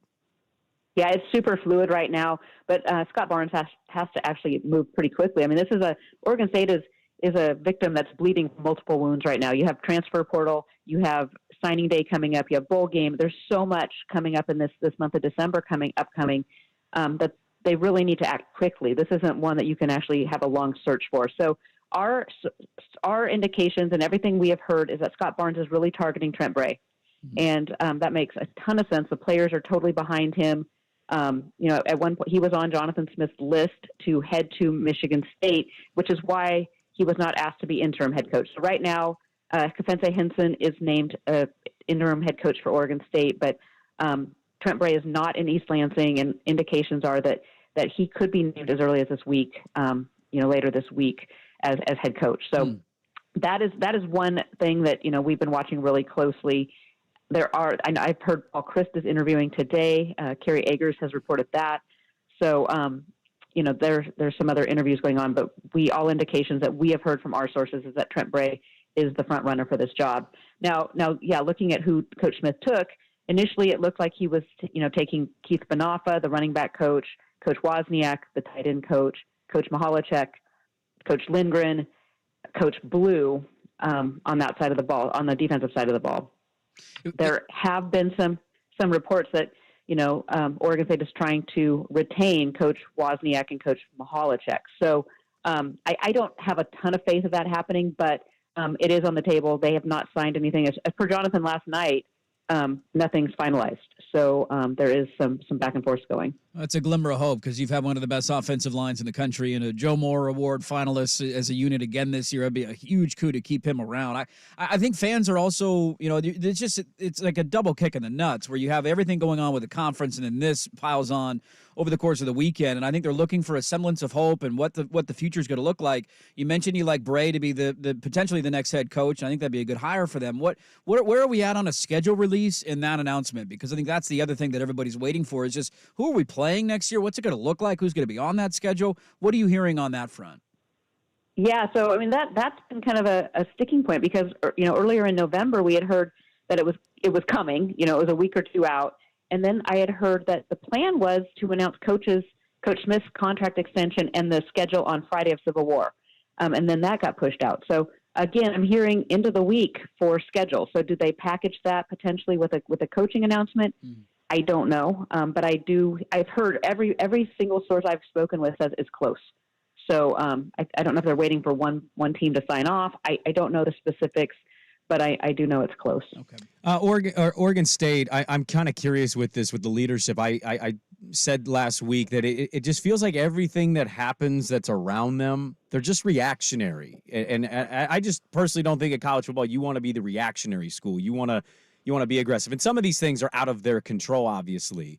But what have you made so far of the way that all of this has been handled, what's going on, how they're handling the situation? I just kind of your overview of the athletic department, because you said he didn't handle it right. And I don't disagree with that, Angie, but I'm also like, we've both followed college football for a long time. I don't know how you handle the situation. I don't know when is the right time. How can you wait? Or does the school that you want to go to move on? And like, what the uncertainty of next year is, just kind of your overview of the situation from the athletic department, even to like what you would have liked to have seen from Jonathan. Yeah, and that's a super good point is, there's no good time to do this. And I am sure Michigan State they were putting his feet to the fire because they knew that a lot of jobs were going to be opening up, Saturday, Sunday, today, as the regular seasons were ending. So they wanted to get him tied up before other suitors could pop in. But I just think the handling of it, I get it. He's not super media savvy. He's maybe a little too honest for his own good. But he went on Canzano's show, and that was kind of damning. I mean, it opened up a like, whoa, what's he talking about? He kind of went babbling off on his agent and doing this. So that kind of started everybody kind of speculating. And you're right. Like I said, when Coach Erickson left, it was like there's rumors out that he was going to the Niners, and he's like, hell no, I'm not going to the 49ers. That's all a bunch of. And then 2 days later, he's gone. So, that either way is bad. Yeah. But I guess I feel the way he handled it around his players, that's, I think, who, because, there's those kids, he's told them, that he's their coach and come build this with me. But you're right. Oregon State has had this kind of black cloud over it, since August. It's been this uncertainty. And I get it. I get you take care of your family. You have to look for the future. But, I also, and Michigan State fans have ripped me apart for this, but I don't think Michigan State is like this amazing job. It's more stability than, Oregon State right now as far as conference and the money. Absolutely. But, Oregon State, he had job stability in that it was going to take a lot for him to ever get let go from Oregon State. There was some loyalty there. Whereas a Big Ten school, he maybe won't be able to ride a couple mediocre seasons without the boosters getting angry. So college football has no real stability regardless. So, and I get it. You take those moves when you can, and you're a 5-win season away from not being hot. You jump when you're hot. But and as far as the athletic department as a whole, right now it sounds like they're moving swiftly. And I want to say that things are, I want to have confidence in this athletic department to make a hire and a good hire. But again, time is of the essence here, and if they drag this out past this week, then things, I would say, are not being run super smoothly. Yeah, that's a fair assessment. Angie Mado is our guest. I got 2 more quick ones for you, Angie. I don't know if Sprague has anything else. I got one more, yeah. Okay, the only other 2 that I got left for you, I'm just curious, because I see that a lot of, like, people will say, he had to make this decision for his family, right? It's a business decision, and it's a paycheck, and how do you turn that down? it bothers me because I'm like, hey, this dude's making $5 million a year to live in Corvallis, Oregon. That goes a long way in Corvallis, Oregon. It's not like this guy's struggling to make ends meet with his current job. His family was well taken care of as the head coach at Oregon State.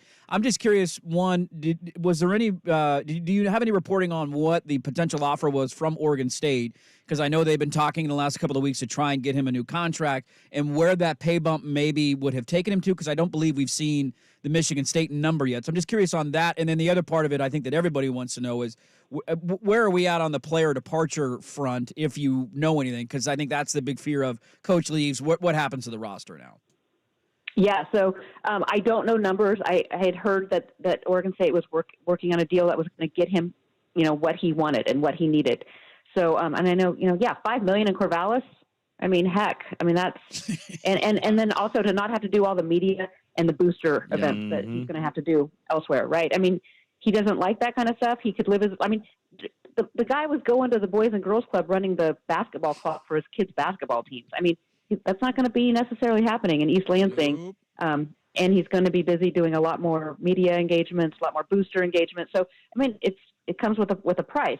Oregon State was a pretty laid-back gig for him. So as far as head coaching Power 5 gigs go, Scott Barnes had said over and over that this was going to be funded at the Power 5 level. And I know his big thing was keeping his staff and taking care of the staff and the assistant coaches. So I expected to see a pretty decent-sized bump there for that as well.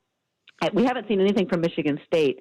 And then as far as the package goes for the new coach at Oregon State, I haven't seen numbers there either, but again, Power 5 level. So I expect it, depending on if it's Coach Bray, I think you can get away with paying a little less. First time head coach. If they bring in a more veteran coach, it's going to be more. But from all accounts, from every source I've talked to, Oregon State was stepping up and going to take care of things. Yeah, he in his interviews and his video on the private plane, he really had a lot of like divorced dad energy. Let me put my nice leather jacket on. I got my hair flowing. I'm ready for the new hot thing. And look, we've both covered him. We've talked to him. You know him a little better than obviously we do. Do you think he has what it takes to roll around with the pigs of college football, get slimy, get dirty, get gross? Because a lot of people would say this was the first step in doing it. And I think to win in the Big Ten, you kind of have to be at that same level because, as you see, Michigan will send Connor Stallions to a game. Ryan Day will do whatever it takes to get the talent at Ohio State. He's got to roll around with those guys. Dan Lanning at Oregon now is going to be his first conference game in Eugene. Do you think he's capable of it? And also, I hate to do this to you as quickly as you can. What does a Bray-led coach team you think kind of look like? Jonathan Smith going to Michigan State, time will tell. Everybody thought, like I said, he was this golden boy, nice guy. It'll be interesting. It's going to be really interesting to see how he gets in because, you're right. This is big boy football now. Not that Pac-5 wasn't, or Pac-12 wasn't, but this is a new ball game. But more importantly, what does a Bray-led team look like? I think whereas you look at Coach Smith being more of that, maybe Mike Riley persona. Trent Bray is fiery. He's going to be more of the Dennis Erickson persona, but I think, and Scott Barnes has really liked that, taking a alumni and making them coach, whether that's Mitch Canham, Scott Ruick. He likes that. Jonathan Smith, he likes that. And, those guys come in with a fire in their belly and they know what it's like to play at Oregon State. And, Trent, one thing I can say about Trent, most defensive coordinators sit in the booth and they get to know their defensive players. That's it. Trent Bray coaches from the field like a head coach already. And, he's one that the offensive players love him. Damian Martinez, has come out with a play for Bray hashtag. And he's out there before games shaking all the guys' hands, talking to the offensive guys, talking to the defensive guys. It's just kind of who he is. He's a single guy. He's basically married to football. I think if he surrounds himself with the right staff, I think the biggest hire for him is going to be his offensive coordinator. He's going to need someone that's a veteran that he can really just pass the reins off to and say, run the offense that he trusts. But, everybody says he's young and not been a head coach, but he's been around football his entire life. This is a guy whose dad was the D coordinator at Oregon State and coached with Dennis Erickson all over the place. So, he's coached with Mike Riley. He's been around a lot, and Trent has a lot of connections. So if he is the guy indeed this week, like I said, the staff then it moves toward what the staff looks like and building that staff. Great stuff. Angie Mado, go give her a follow on Twitter at Angie Machado1, beaverblitz.com, covering the latest on the Oregon State coaching search and where they're going to go.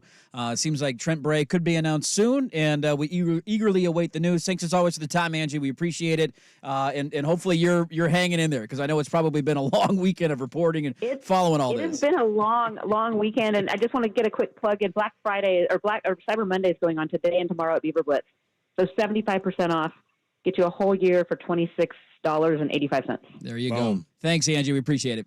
Thanks, guys. Bye. There you go. Angie Machado at beaverblitz.com.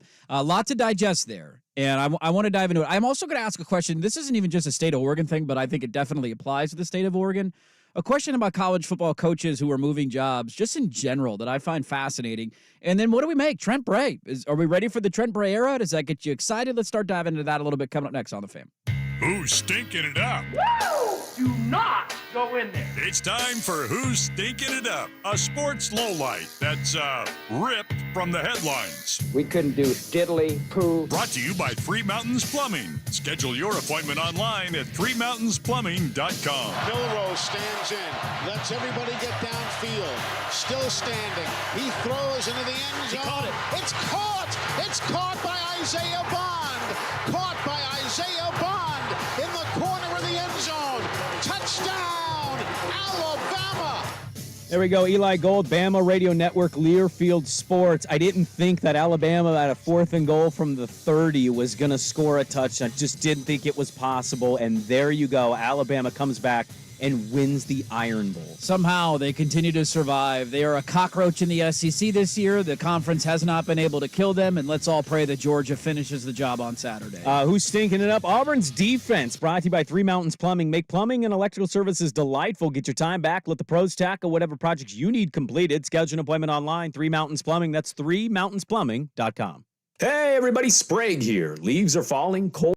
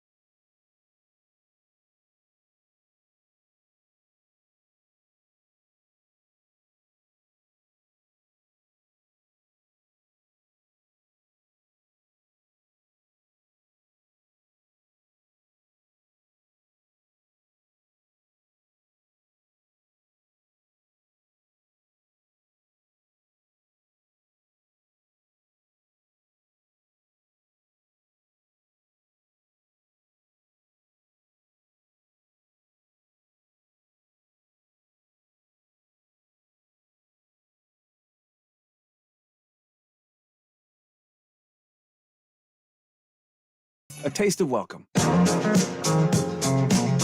This is Dirt and Sprague on 1080 The Fan. All right, welcome back in. Good stuff from Angie Mado. We'll get to break coming up, start the final hour. Look at you extending this. I mean, it was a big deal, man. It's a big deal. Also, like, it's not very often a program may have, I don't want to say died, but like there's a real feel to that. There definitely is. I've had Beaver fan reach out all weekend and tell me this feels done. It does. I think a lot of it will be decided on where you go with this hire, what your schedule looks like for next year, because they're still going to do the independent thing probably for a year or two.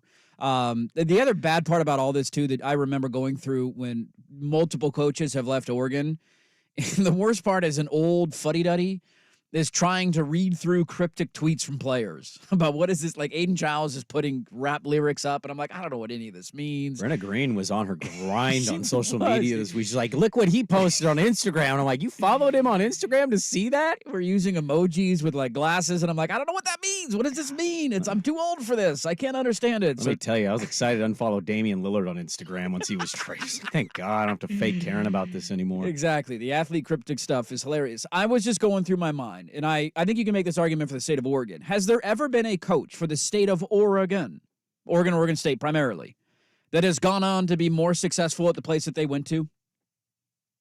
Because I had a hard time thinking. No. I know no Oregon coach has. Well, Oregon hasn't had enough coaches to really. It doesn't take very long Brooks to dive left, into. And Brooks was okay at Kentucky when he eventually landed in he was Kentucky. Fine. Kentucky was okay. Bellotti never did the coaching thing. But he didn't leave. I mean, he didn't leave Oregon directly for Kentucky, I know. though. So he went NFL and flamed, and then went to Kentucky. And Okay. he had a 6-7 year run at Kentucky where he was fine. I mean, they won games, but which I think is an achievement at Kentucky, to be sure, honest. Gets back to my point on Mark Stoops earlier. So I guess maybe you count that. But Chip flamed out in the NFL, and he's about to get fired at UCLA. Taggart's a running back coach for the Baltimore Ravens. That's where he is. Yeah, Keaton Mitchell making him look good. Hey, there you go. Maybe he's got a good new head coaching job. Cristobal, maybe he works it out, but things are not rosy. You're 2 years in at Miami. It's a bit of a rocky start for him, for sure. Erickson left for what, the 49ers, Yep. right? Oregon State. That And then he definitely went to ASU, but didn't work out. I thought he had an okay run at ASU. He was okay, yeah. Have you seen ASU? That's okay. That's valid. Didn't he I win guess. 10 games at ASU? That's okay. Okay, that's valid. But even again, that was not the direct stop afterwards. That was after getting fired from another job. Mike Riley went to Nebraska. Didn't go very well for him. Mike Riley went to the Chargers, then he went to Nebraska. That's true. Both times he left. Neither time it worked out for him. Although famously has the quote, I wanted us to draft Tom Brady, and the team didn't listen to me. And he got Ryan Leaf. Oopsies. So there's a lot of coaches that you can point to, but one other one that's sticking out in my mind, and think about this during the break. We'll talk about this a little bit in the final hour. How many head coaches of Power 5, like elite Power 5 programs, how many schools have hired a head coach who has been successful in another place and has gone on to be a better coach at that university? Well, you would need to define what your version of successful is, because I think you could point to some things, but I don't know if you classify it as successful. Nick Saban. Sure, but he came from the Miami Dolphins. But yeah, when he was more successful at Alabama, sure. But he was He won a national championship at LSU. He did, yeah. Urban Meyer. Or I'm talking current coaches. Oh, currently currently a Power now, 5 head coach who came from another another college coach to college coach. Yeah. Who you can say he is more successful where he is now than where he was before. Well, you can't say he's more successful, but I can't imagine LSU fan is trying to fire Brian Kelly. He got to SEC championship. Dude, they're livid at him. He has a Heisman Trophy contending quarterback, and they're a 9-3 team. Yeah, their Their defense is terrible. But you trust Jay Daniels is gone. But don't you trust that program to figure out the defense with him? Maybe they get there. I wouldn't quite go there with Kelly yet. Maybe time will determine that. But he was a playoff contender at Notre Dame, and they have not quite gotten to that point at LSU yet. I think he's earned a benefit. Okay, a bit of the benefit. I have 4 names. I'll give them to you. Start the final hour. Okay, 4 names that I can think of off the top of my head. Can we also add to that? I want to talk about something she hit on that I think Oregon State fan is upset. Was there a right way and time? This is where I differ. I think that world does not lend itself for that situation to go more smoothly. Like, it's hurtful. The comments suck. You don't like it. I think that's the world. That's big boy college football. This is what it is. It's gross. It never ends well. And I like Mario and Oregon, Taggart, Smith. I just when is the right time? How do you leave? Yeah, there's no way to leave to make people happy. That's a very valid point. We got a lot to get to in the final hour, including maybe Trent Bray being the next head coach at Oregon State. How do we feel about that? We'll dive into a little bit more on Oregon and what they went through over the weekend, now going into the Pac-12 championship game, the other teams that survived. We haven't even talked about Michigan, Ohio State yet. We got a lot to get to. Don't go anywhere. Dirt and Sprague on 1080 The Fan. It's football season.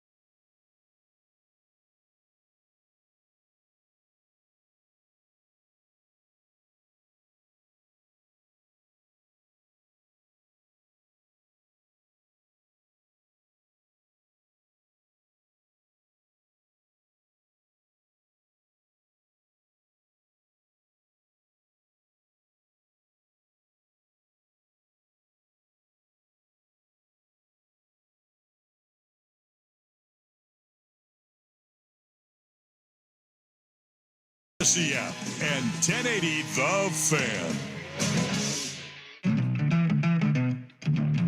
This is Dirt and Sprague. Guys, this weekend ain't about frickin' stocks and bonds. It's about football. It's about getting your ass up off of your lazy ass, yelling for your team, and saying, let's go, Vols!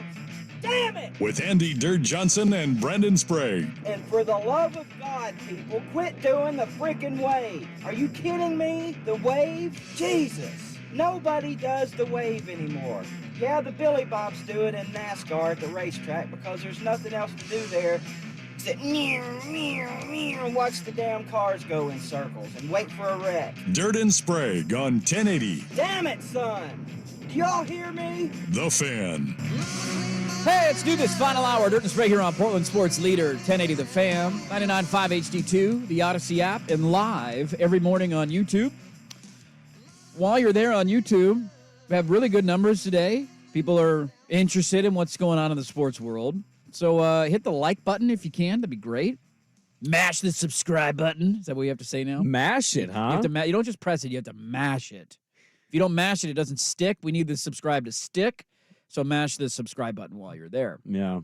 I'm surprisingly numb today. It's an interesting feeling. Yeah, I had a buddy text that said Sprague might need some more therapy after this weekend. I said, I think he's already I think this has been a year-long build for this. I've been really honest about it. I know a lot of you guys are P1s, you know. I talked with some Beaver fans this weekend, both in DMs and just in person. And I was like, hey, are you doing okay? I'm like, yeah, man, I've been reading the tea leaves on this for the entire season. I think signed off saying we didn't think he'd leave, but it also wasn't gonna shock me. I think it's more about what you're about to bring up as a topic that is interesting to me is I don't know if UCLA is gonna fire Chip or not. I certainly would think that losing by 26 to Cal at home is a fireable offense. Not even interested to wait. It's the not waiting part that's interesting to me. And also that industry in itself is gross. I love to believe that somebody along the way at some point in life is going to be Ted Lasso. I don't think Ted Lasso can exist in that world. I think they're all gross. I think it's all slimy. Sure. It's all big business, millions of dollars.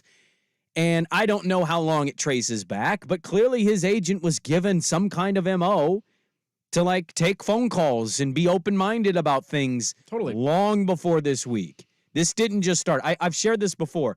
I'm not suggesting it happened, but I was told in September of Mario's last season that he was going to Miami from somebody in Florida. And I remember going, no. And he was like, no, trust me, the people that matter, they're talking about it. And that was in September. I don't like to believe that Mario was negotiating in September. I'm just telling you, a lot of this noise, it builds and it's going longer than a week or two. It definitely does, because it starts with calling the agent. The agent says, and then the agent calls the coach and says, hey, so-and-so reached out. Do you have any interest? And you have to say yes or no. And that's how this all begins. And he clearly said yes early on in the season. And it's been a thing for them all year. You asked a question I want to get to in a moment. I like pointing this out. This has been a thing that I have hammered for a while now, and I will continue to maintain it. There are not a lot of coaches in college football who jump from one job to another thinking greener pastures. This will be my opportunity. I got to go take that job. That end up having more success at that school than they did their previous school. I think there's a lot of examples of this actually going the opposite direction. How is USC fan feeling about Lincoln Riley right now? That was as slam dunk of a hire as you could possibly make. That dude went 7-5 this year and got embarrassed at home in their final game with maybe the best player in the entire sport. Now, hey, 2 years from now, maybe we're singing a completely different tune. But right now, they're not feeling great about it. Mario's another example of this. At Miami, they went 7-5 this year. They expected more than that, and he is already on the hot seat. Maybe he turns it around.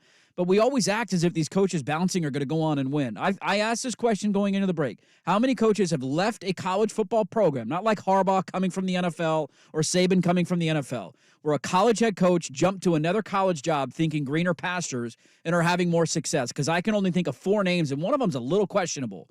The only 4 names that stand out to me are Mike Norvell from Memphis to Florida State. He's got them in the mix to make the college football playoff. The Travis injury is devastating. James Franklin, although Penn State fan is grumbling, but James Franklin has been winning 10 games for a number of years in a row at Penn State, if you want to throw him there. Kalen DeBoer, unquestionably, from Fresno State to Washington. He has had a ton of success in 2 years. And Lane Kiffin. I know he can't beat the Alabama-Georgia thing, but winning 10 games at Ole Miss is not an easy thing to do, and he's done it now back-to-back seasons. The other one's Jeff Brom from Purdue. Oh, okay, Jeff Brom's a good one. ACC it's 1 year, but that's a good one for sure. Well, but you put DeBoer in. Why'd you put DeBoer in? He came from a small school. I'm just saying college job to college job, but it doesn't have to necessarily be Power 5. He went from Fresno State to Washington, and he's having more success at Washington than he has in his other stops. So what is your measurement of success here? Because if you're going by competing for championships, I'll just merely say since 2015, we've had 4 coaches win titles, one of which is not even a coach anymore. Right. He just put together the greatest team of all time and then showed that he sucked as a real coach. Yes. It's Kirby, it's Nick, and it's Dabo. That's it. That's it. So what They're is winning championships. What's your measurement here? Living up to expectations. Not every place has championship expectations, but and that's the hard thing. Are you winning at a high level? Well, Franklin, by definition, would be yes. That's fine. You can throw him in. He's not beating Michigan, Ohio State. No. So Penn State fan is pissed. Yeah. So you can almost scratch him off the list if you want. Then that even makes my point even clearer. It's only 3 or 4 names. I don't know. I mean, I tend to believe Swag makes a good point here with Brom, but I don't know if getting to the AC. What's Louisville's expectation? I would imagine this is it, right? Competing for an ACC title would be awesome. I think winning an ACC championship and then seeing if that puts you in position. Well, in the expanded college, now that the things getting are to the expand, playoff when it expands. Can you win a playoff game or two in the expanded playoff? Because winning the ACC at Louisville, it's not real and it never has been. So that can't be the expectation. No, I think being a relevant program that's winning 8 to 10 games on a consistent basis are the expectations at Louisville. 10 being the outlier season, 8 or 9 wins on a regular basis is good. I was just sitting around on Saturday thinking twofold with one school. One was it was the Iowa State-Kansas State game. Did you watch any of that on Saturday? The snow game? The snow game? Dude, snow football is the best. I was First play of the game was a busted run. It was awesome. That was an amazing game to end the final week of the regular season with. And I was just thinking about Iowa State. One, because if Iowa State was in the Pac-12, they would be left for dead. No Power 5 conference would want them. They're the equivalent of Oregon State. Oh, there's a lot of those teams. Sure, and there was a frustration from me just looking at it like they have a seat at the table because their conference wasn't incompetent, but Oregon State doesn't. And then I just started thinking about Matt Campbell, who won that game and is now 7-5 on the year. He's doing a decent job. He's not going to get fired anytime soon. He has a good thing going for him in Ames, Iowa. And if that dude had bolted 2 years ago for USC, he'd probably already be on the hot seat. Lance Leipold is another example of this. The grass isn't always greener for college football coaches, and I love pointing that out. I think it's a really good point. I think the best we can do is relate it to our lives, though. How many of these guys don't want to settle for just, that's a good job, security, money, housing, oh, your life's awesome. Yeah. How many, just take our industry. We don't have agents. I'm not actively at all trying to, I don't want to move. I don't do any of that. There's not a lot of people in our industry that do that. A lot of people are always trying to move up. Go to the next town. Go to the next gig. Everybody wants to be national. That's kind of what a lot of people do. You usually make an argument we're kind of being hey, we're happy with where we're at right now. Absolutely. Whereas a lot of people in our industry are not. They're always looking to move up. So my Jonathan question, and you can mix this in with anybody, is does Jonathan look at what Oregon State is next year and in the next 2 to 3 years and say, I feel like I can do this at a high level now, and I don't want to wait?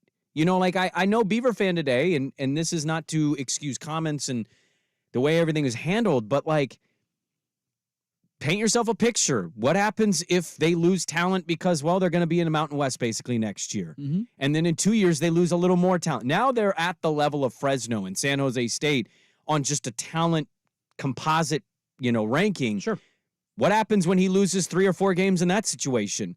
Not such a hot commodity now. So I hear everybody, I do, but I do think there's an element of that business with that specific job that lends itself very vulnerable the minute you don't look as good as you once did. Matt Campbell was a hot name. USC was a link with him.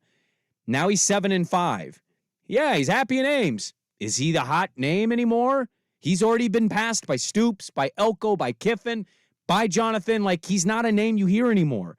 Maybe he's okay with that, and if he is, God bless him, but a lot of guys in that business aren't, and they don't want to be that. They want to be the guy that gets the shot at the big program to show what they can do. Sure, and my larger point is, you're not wrong. My larger point is 95% of those don't work out.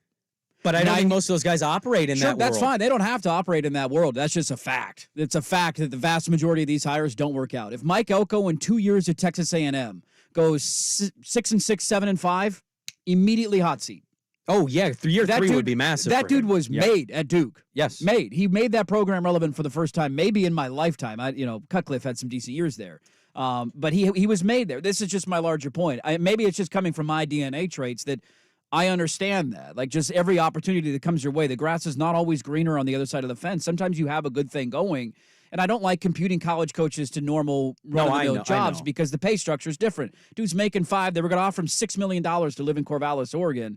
I see your point on the timing. I still don't think it's a money thing with him. No, maybe it's not. It's just a status thing of wanting to be in the Power 5. I see the point. I don't think in 1 year the interest in Jonathan Smith would have evaporated, because I think if Jonathan Smith stays, the majority of the roster probably would have stayed intact. Aiden Childs sticks around. Sounds like Damian Martinez is going to stay no matter what. We'll see, but he's putting a lot of stuff out there that he's going to stick around. Like, dude, I give you whatever schedule you're playing next year with Aiden Childs and Damian Martinez and Smith and Mahalchuk and the rest of the staff. Maybe not everybody. You might have a couple of guys get poached. Like, dude, you're going 11-1 next year.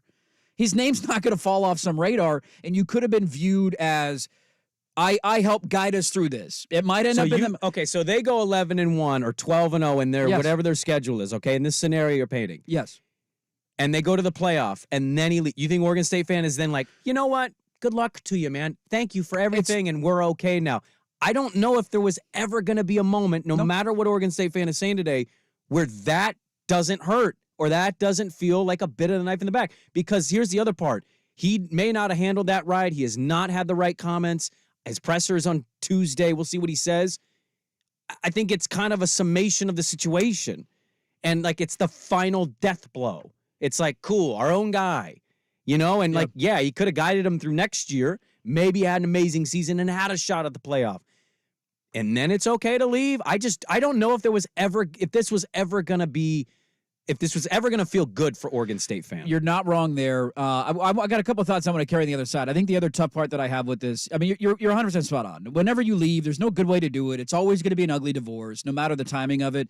I think it was just the double whammy of, like, if you help guide us through the next year or two, even if we end up in the Mountain West, I think already there's a chunk of Oregon State fans that are like, dude, I get it. You sign up to coach at a Power 5 level. If we're not in a Power 5 level, I understand you wanting to go coach elsewhere. I also think part of it for me, it's like the guy who just got divorced and goes to the bar and walks out of the bar with the first 6 that he bumps into. It's like, dude, of all the jobs to leave for, I don't mean any disrespect to Michigan State, but I kind of do. Like, that's the one that did it. You tell me he goes to UCLA. They fired Chip Kelly today, which I don't know what we're waiting on there. It seems like they want to move on. And you tell me he wants to go back and live in Pasadena. His wife's from Pasadena. He's from Pasadena. We all understand the draw of coming home. Like, dude, I get it, man. No hard feelings. You want to go home. East Lansing?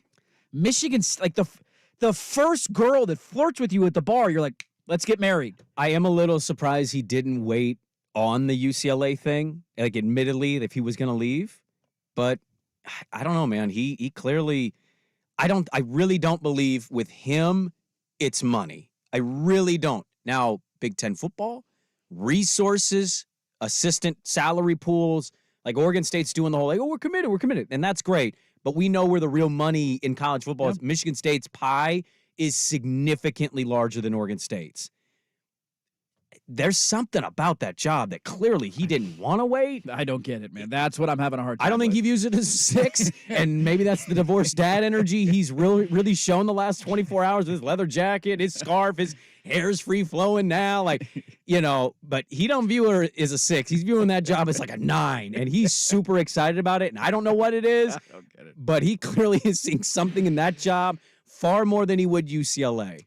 Yeah. I don't understand it personally, but he wants to go to the Midwest and freeze his ass off in East Lansing and be 8-4, maybe 9-3 on a good year. Like, okay, we'll see how they're feeling when you're getting trounced by Michigan, or you head to Eugene next year and you lose by 80. Don't worry, we'll take care of them for you guys. We got this. Okay? I don't think you're gonna have a single. I think people are just gonna root for a tie. Let it be a tie. We got this, guys. Solidarity, state of Oregon. Let's stop looking in the rear view with Judas. Let's look in the windshield. How do we feel about Trent Bray? Seems like that's gonna happen. We'll move on to some other stuff at the bottom of the hour. Back after this on the Fan.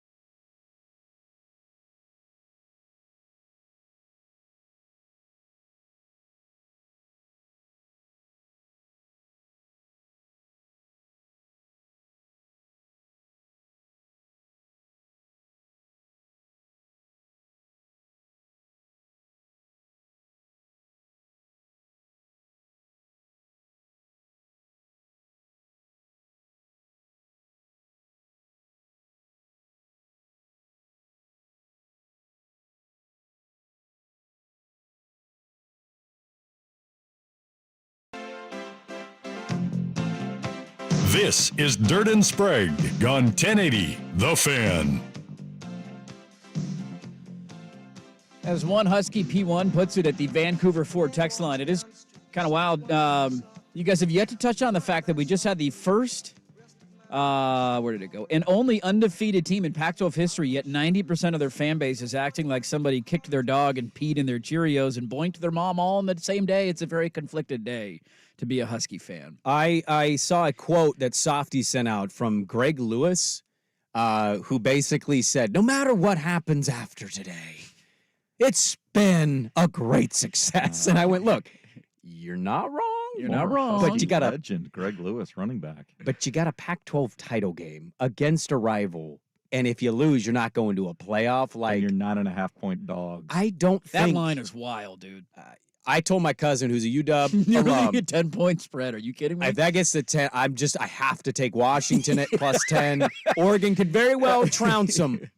There is something for me, a little moxie. They play to the opponent, and they somehow keep winning games. They do. Even when it doesn't make sense. I'm just going to assume they show up Friday, and it's somehow a closer game than we think. Yeah, we'll have a lot on that, man. Tomorrow is going to be a leftover show. This is one of those days where it's like, we need 6 hours. We don't have enough time. This is where 9 to 10 a.m. would be great. It would be wonderful. Can't wait for Colin to talk about LeBron. Hey, LeBron went back to Cleveland this weekend. Did you not see that? Welcome back, LeBron. I did see that. I watched a little bit of that game. Let's look in the windshield instead of the rear view for a moment. You two gentlemen are Beavers. You both love your Beavs. Well, he's Puget Sound. That's how you feel. You love your Oregon State Beavers. Trent Bray seems like is going to be the guy. How do we feel? We like it? Not like it? Doesn't matter. The program's dead. Where are we at? Yeah, say that publicly. Doesn't matter. Nothing matters anymore. I think from a football standpoint, I think from a recruiting standpoint, I think it's great. My concern for Trent Bray is in order to keep Oregon State at the level of relevance that you hope to be at, worthy of Power 5 consideration, you're going to have to be the ultimate salesman to the outside community donor. You're going to have to kiss more babies, shake more hands, do more of that stuff than maybe any Oregon State coach in the last 30 years, and I don't know that he's up for that. Interesting. That's my concern. You become quite a fundraiser in that situation because, again, as I continue to try to point out, to be honest about this, if you do lose some guys this year and then you're basically playing Mountain West football next year, the way that teams that get bumped up kind of transform sometimes and get to the talent level of the conference, that can happen in the reverse way. And before you know it, you're struggling to win games in those San Diego State games or San Jose State or Fresno State. And you could say, well, you already were last year and this year. Touche.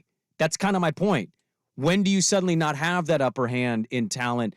And I think that's the tough thing that he's highlighting is you kind of are a fundraiser as much as you are a football coach. And I'm not going to speak to who he is. We interviewed him one time, and it did not go well. At least in media, he's not a very charismatic personality, but his players love him, and he's a great coach. Well, and you don't have to be Mr. Media. Gary Anderson was, I like to drink whiskey. Oh, my God, Gary's a great guy.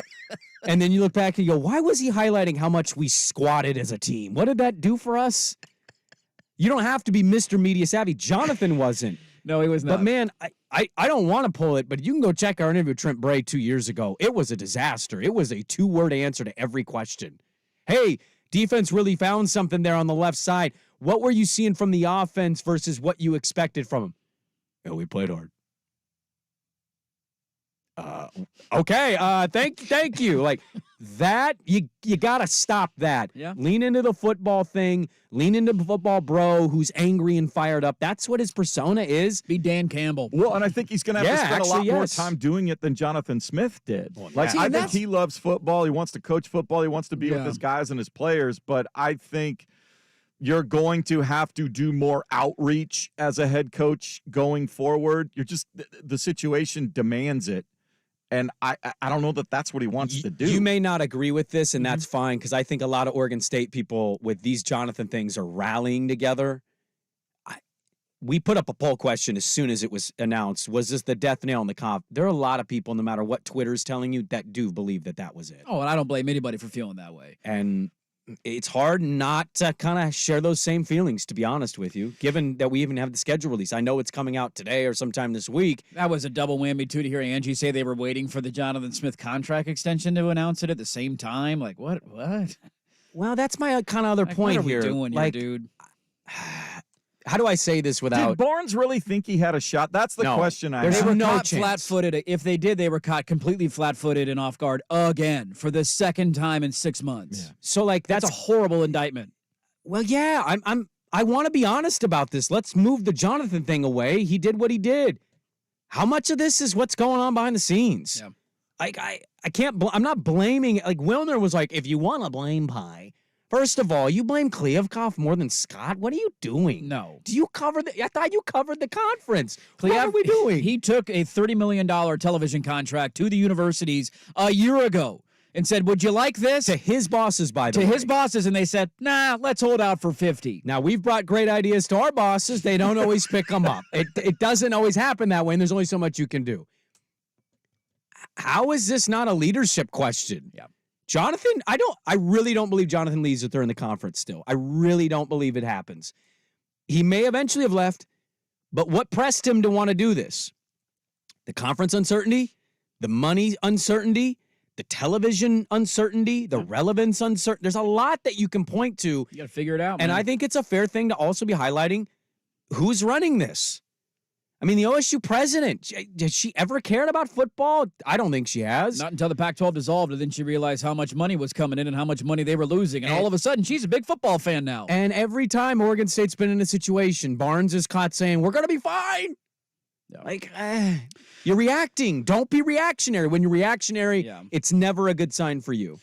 Brendan, I think I'm with you. I think Swag's points are interesting on being the you got to generate some money. I do think, though, there's an aspect behind the scenes, and maybe I'm wrong on this, that I think Beaver fans are, like, if Bray is hired, there could be a coming together thing of, like, he's the next, like, he's the savior, and I don't know what that means. I don't know what the next 2-3 years look like. It's not looking good. I will grant you that. But maybe money flows in because he's the alumni, and he's the guy that stayed, and let's support Trent Bray. So maybe he doesn't have to do as much as that. The only other name, like the Paul Chris stuff, get out of here, dude. Ooh, it's not exciting. The Oregon State beat writer who is, there's a whole nother conversation there, throws out Nick Rolovich over the weekend. Like, what are we doing? Dashiell threw out Rolovich? Yeah. Really? Yeah. Rolovich? Rolovich. Boy. The only other name that came out... Hammer the nail down there. The only other name that came out to me that I thought would be a good hire is Brent Brennan. Brent Brennan has done a really good job at San Jose State. There's not a lot of resources there. That was a horrible program when he took over. They're going to bowl games basically every year now. Competing for the Mountain West. Competing in conference championships. Like, I would rather be the head coach at Oregon State than I would be San Jose State. That was the only other name of, like, an older guy who's been around a long time. He's coaching Corvallis. He's an offensive mind. Of, like, that dude's not bolting for the first opportunity he gets. Like, he could be happy in that situation. That was the only other name that I thought of. So we'll see where they go. It does seem like Bray will be the guy, and we'll find out at some point this week. Offense is the biggest part with him. What offense does he get if he can go find, and I know this is always said, but, like, if you can go find the small school Chip Kelly, whoever the hell that is at this point, that just, they run a great offense and nobody knows their name very well. I think you do that. You lean into the defensive identity. You hope your schedule is manageable enough to kind of get through and maybe put yourself in a competing position for a playoff spot if that's even open to you next year. Yeah. Other than that, man, like, that's your saving grace. That's your Hail Mary at this point, because it just does not feel good today. I do think a big part for fans, I think Damian's been awesome. I want to give Damian Martinez flowers.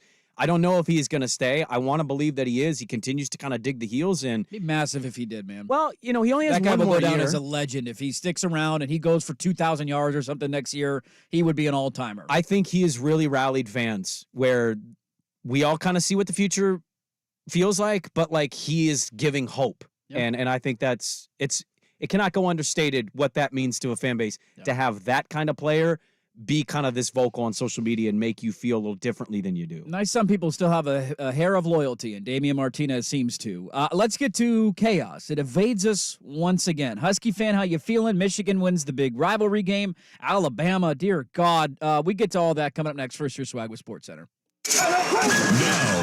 Now, from the Spirit Mountain Casino Sports Desk, a Sports Center update on 1080 The Fan. First on the Fan, the world spinning very rapidly on its axis in Corvallis. Jonathan Smith, less than 24 hours after his then Beavers played their last Pac-12 game ever, lost to Oregon 31-7, was on the bird and announced as the next head coach of the Michigan State Spartans. He will be formally introduced Tuesday in East Lansing, expected to bring as many as 5 assistant coaches and 3 full-time staffers. Ducks have more football to play. 9.5-point favorites over the still undefeated Washington Huskies in Friday's Pac-12 championship game from Las Vegas. Washington up to 3rd, Oregon 5th in the latest AP Top 25 college football poll. More college football coaching moves. The Texas A&M Aggies reportedly agreeing to hire Duke head coach Mike Elko. Also some coach news in the NFL. The Panthers have fired Frank Reich as their head coach after a 1-10 start. Monday Night Football's in Minneapolis. The Vikings hosting the Bears, 5:15 on ESPN and KATU Channel 2. Minnesota 3-point favorites at the Spirit Mountain Casino Sportsbook. And the Blazers, after blowing a 26-point lead to Damian Lillard and the Bucks Sunday in Milwaukee, losing 108-102, will try again in Indianapolis against the Pacers. 4 o'clock tip on Root Sports Northwest. More sports scores and stories in 30 minutes. Jason Swigart from the Spirit Mountain Casino Sports Desk. Get in the game at Spirit Mountain Casino. Watch and wager on all the pro and college action. Learn more at spiritmountain.com. Every day, get the NFL headline.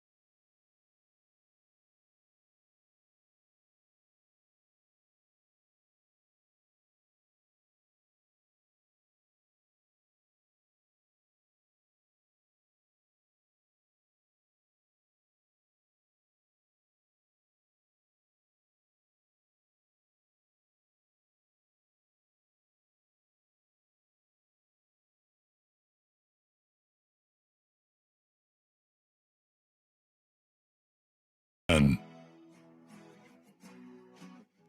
Oh, it's a little light music. I couldn't hear it at the start. Hootie came in soft. I was like, why are we just playing a liner? I didn't know this was Hootie and the Blowfish. On the water. Come. No. Okay. All right. Just trying to cheer everybody up on a Monday. How about this? It's been a weird show. It's been a very weird show. Very weird show. I knew it was going to be coming in. Look, these things are not easy. Right now, though, how about this for a cheer up? If you text Boston, Boston, in case you didn't know how to spell it, to 503-864-6326, you are entered for a chance to win tickets to see Dropkick Murphys. Ooh, I love it. At the Moda Center on February 17th, 2024. Dropkick Murphys is one of my favorite bands of all time. Are you a big Dropkick Murphys guy? I love the drop, the kick, and the Murphys. How do you not, dude? A big drop fan, though.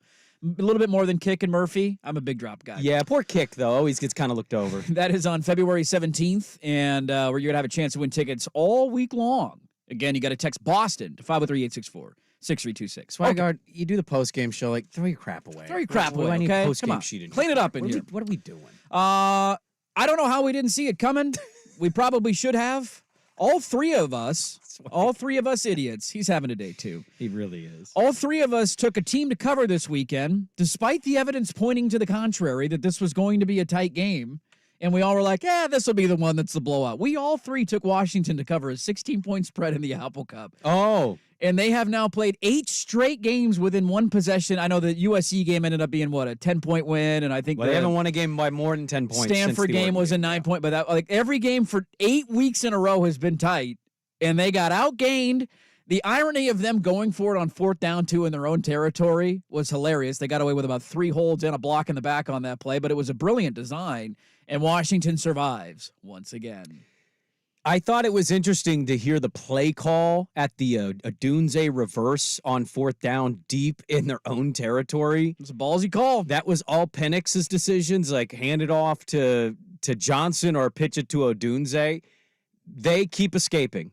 And I don't know. I can't try to guess where Husky fan is, but good for Husky fan. They get to play the dirt card this weekend. Nobody's giving us a chance. Not a soul is giving them a chance. No. I don't even know if their own fan base Nobody is giving them a chance. But I said this to my cousin yesterday, picking out the old Christmas tree. Dirt, the Christmas tree, by the way. Yeah. We picked out a doozy. I was a little upset with mine. We got ours yesterday, too. Ours is a little scoliosis, like it's kind of an S. It doesn't line up straight. Didn't see that at the cutting time? You didn't quite notice that when you were chopping it down? Cutting time was awful because I used an axe. Why'd you use an axe? Everybody's like, you want a chainsaw? And I'm like, no.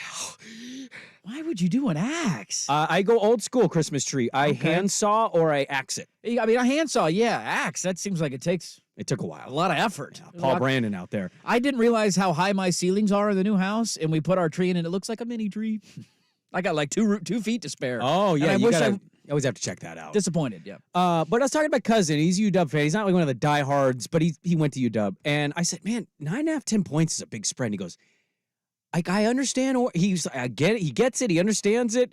That's a lot of points, especially for a team that, for whatever reason, plays to every opponent. Yes, up and down. And is scrappy. Mm-hmm. Now, this is maybe where that goes the other way, and Oregon's playing top-notch football. Bo secures the Heisman. All of that plays out. There is something to just nobody giving that team a chance this week. Nobody. And Oregon almost being double-digit favorites, that makes me go, I might have to. There's just too many people that are on my side now. Yeah, I'm all really pissed, dude. Your stick is gone, it's man. It's all gone. It's sailed. Damn it, Vegas. You ruined it for me. It is a foregone conclusion that Oregon is winning this game and winning it comfortably. Look, I'm not going quite there yet. There's a lot of folks out there that are going to have to eat copious amounts of crow if Oregon is to lose this game. Because Oregon fans there's a part of me that's like, dude, I get it. I see it. Washington doesn't look good. They were outgained by nearly 100 yards by Washington State on their own field. They couldn't run the ball very well. Like, I was just surprised. Penix has his head in like a closet watching the game winner. He's got a thing over. Like, what was that? Was he crying? I don't know what's going on there. It's really weird. Is he hurt? Is he emotional? Is he trying to keep people away from his ribs? Everything is strange. But 12-0. But they keep finding ways to win. 12-0. And this is a different level of pressure. You're now 1 game away. Like, you tell me Oregon comes out a little tight. Like, I get why people love Oregon in this game. I'm obviously going to pick Oregon to win this game. But, I'm... you don't like that you can't... I don't like it. I want to be the underdog. Damn it. A remarkable feat to be the last team to not win a game in Pac-10 12 history, and also the only team in 12 history to go undefeated through conference play. Only one to do it in Pac-12 history. I don't know. It's a really odd feeling because I want to give them their flowers to go in and week out and be the team that everybody gets up for and says, we're knocking you off this, and you just don't. There's a real round of applause deserved, but also Oregon's playing its best football now. I don't think there's any way to get around that, and you're not. Like, I said this a couple weeks ago. They are more, the way that they play lends themselves to be closer to opponents that are lesser than. Whereas, like, Oregon plays a different style of football where they can just pummel cats. Yeah. And it's shown itself the last couple weeks. I don't know what that means for Friday. I tend to believe Oregon's going to win. But they've done it all year. They've proved it wrong. The minute you think they're going to lose, pick six. The minute you think Stanford, wide open, touchdown, 4th and 3, drop pass. USC kind of hanging with them. Oh, there's a Caleb fumble. All right, now we've taken the lead. Yeah. And Washington State. Oregon doubled the pass your team, too, 2 weeks ago or last week. Exactly. In the rain, on the road. Safety snapped over the head. Yeah, like, just something happens in every game, and it goes Washington's way. They made a deal with the devil, and we'll see if it comes to an end on Friday. 10.5 is a lot of points. 9.5 is a lot of points, but what the hell? We'll see how Friday plays out. Chaos was that close, man. By the way, that roughing the passer call on that final drive, absolute horse bleep. Absolute horse bleep. We have to against have, Washington State. I don't know what roughing the passer is anymore. I saw this with Fletcher Cox on Mahomes on Thursday night last week. It's just horrible, man. Like, or Monday night. Like, what is roughing? Just pushing a guy now is roughing? Horrible call. Huskies survive again, and we were 2 plays away from chaos, man. We'll get to it. We're not gonna have time for the Iron Bowl today. We'll get to the Iron Bowl tomorrow. Great audio. Great audio from that. Well, that'll be a Tuesday leftover for us. But we were 2 plays away from the number 4 team in the country in Washington going down, and what is Alabama ranked 6th or 7th, wherever they are, them going down too. That we were so close to chaos this weekend. Did not get it. Let's wrap it up on a Monday. Answer some poll questions. Close things up next on the Fan. Seahawks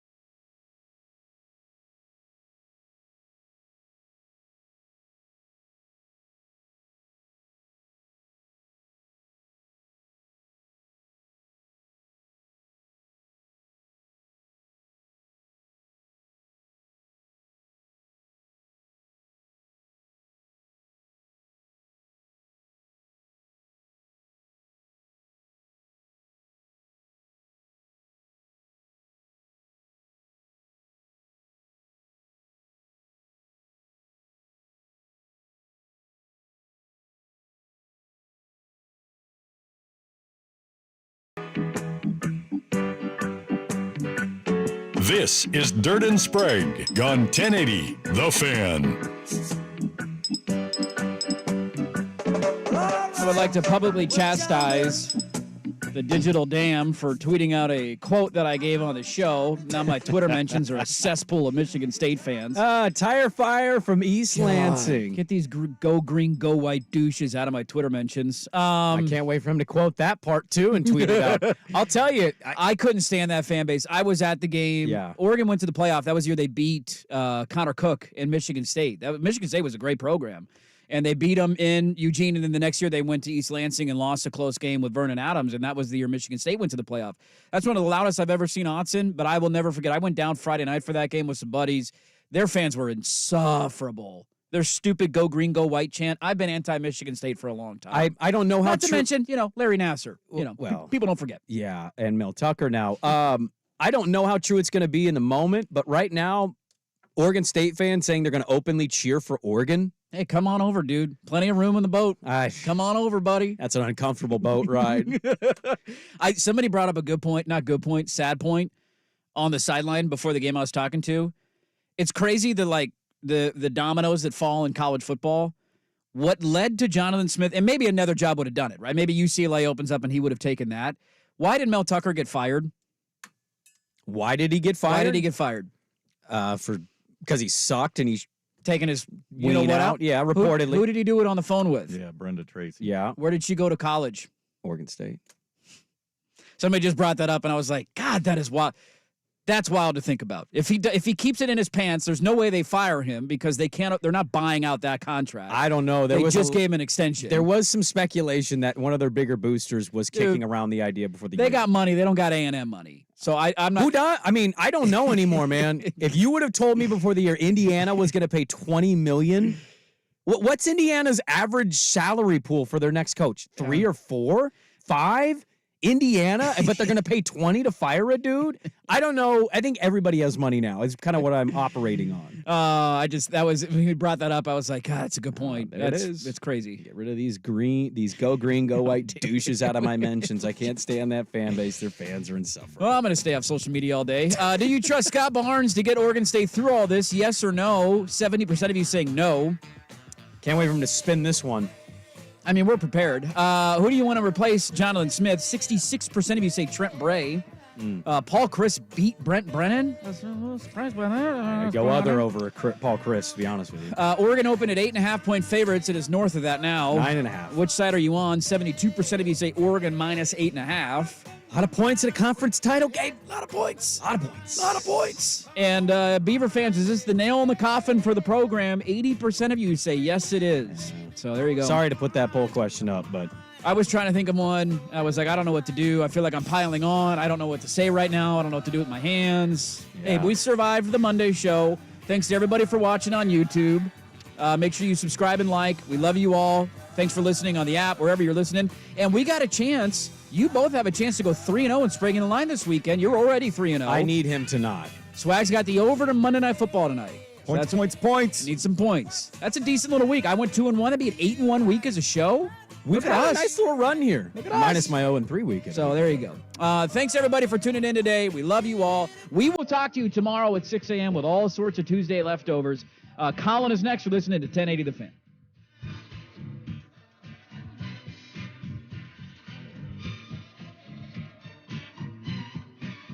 I'm Tristan Crick with BetQL. We got the best Monday Night Football game in ages, a rematch of the Super Bowl.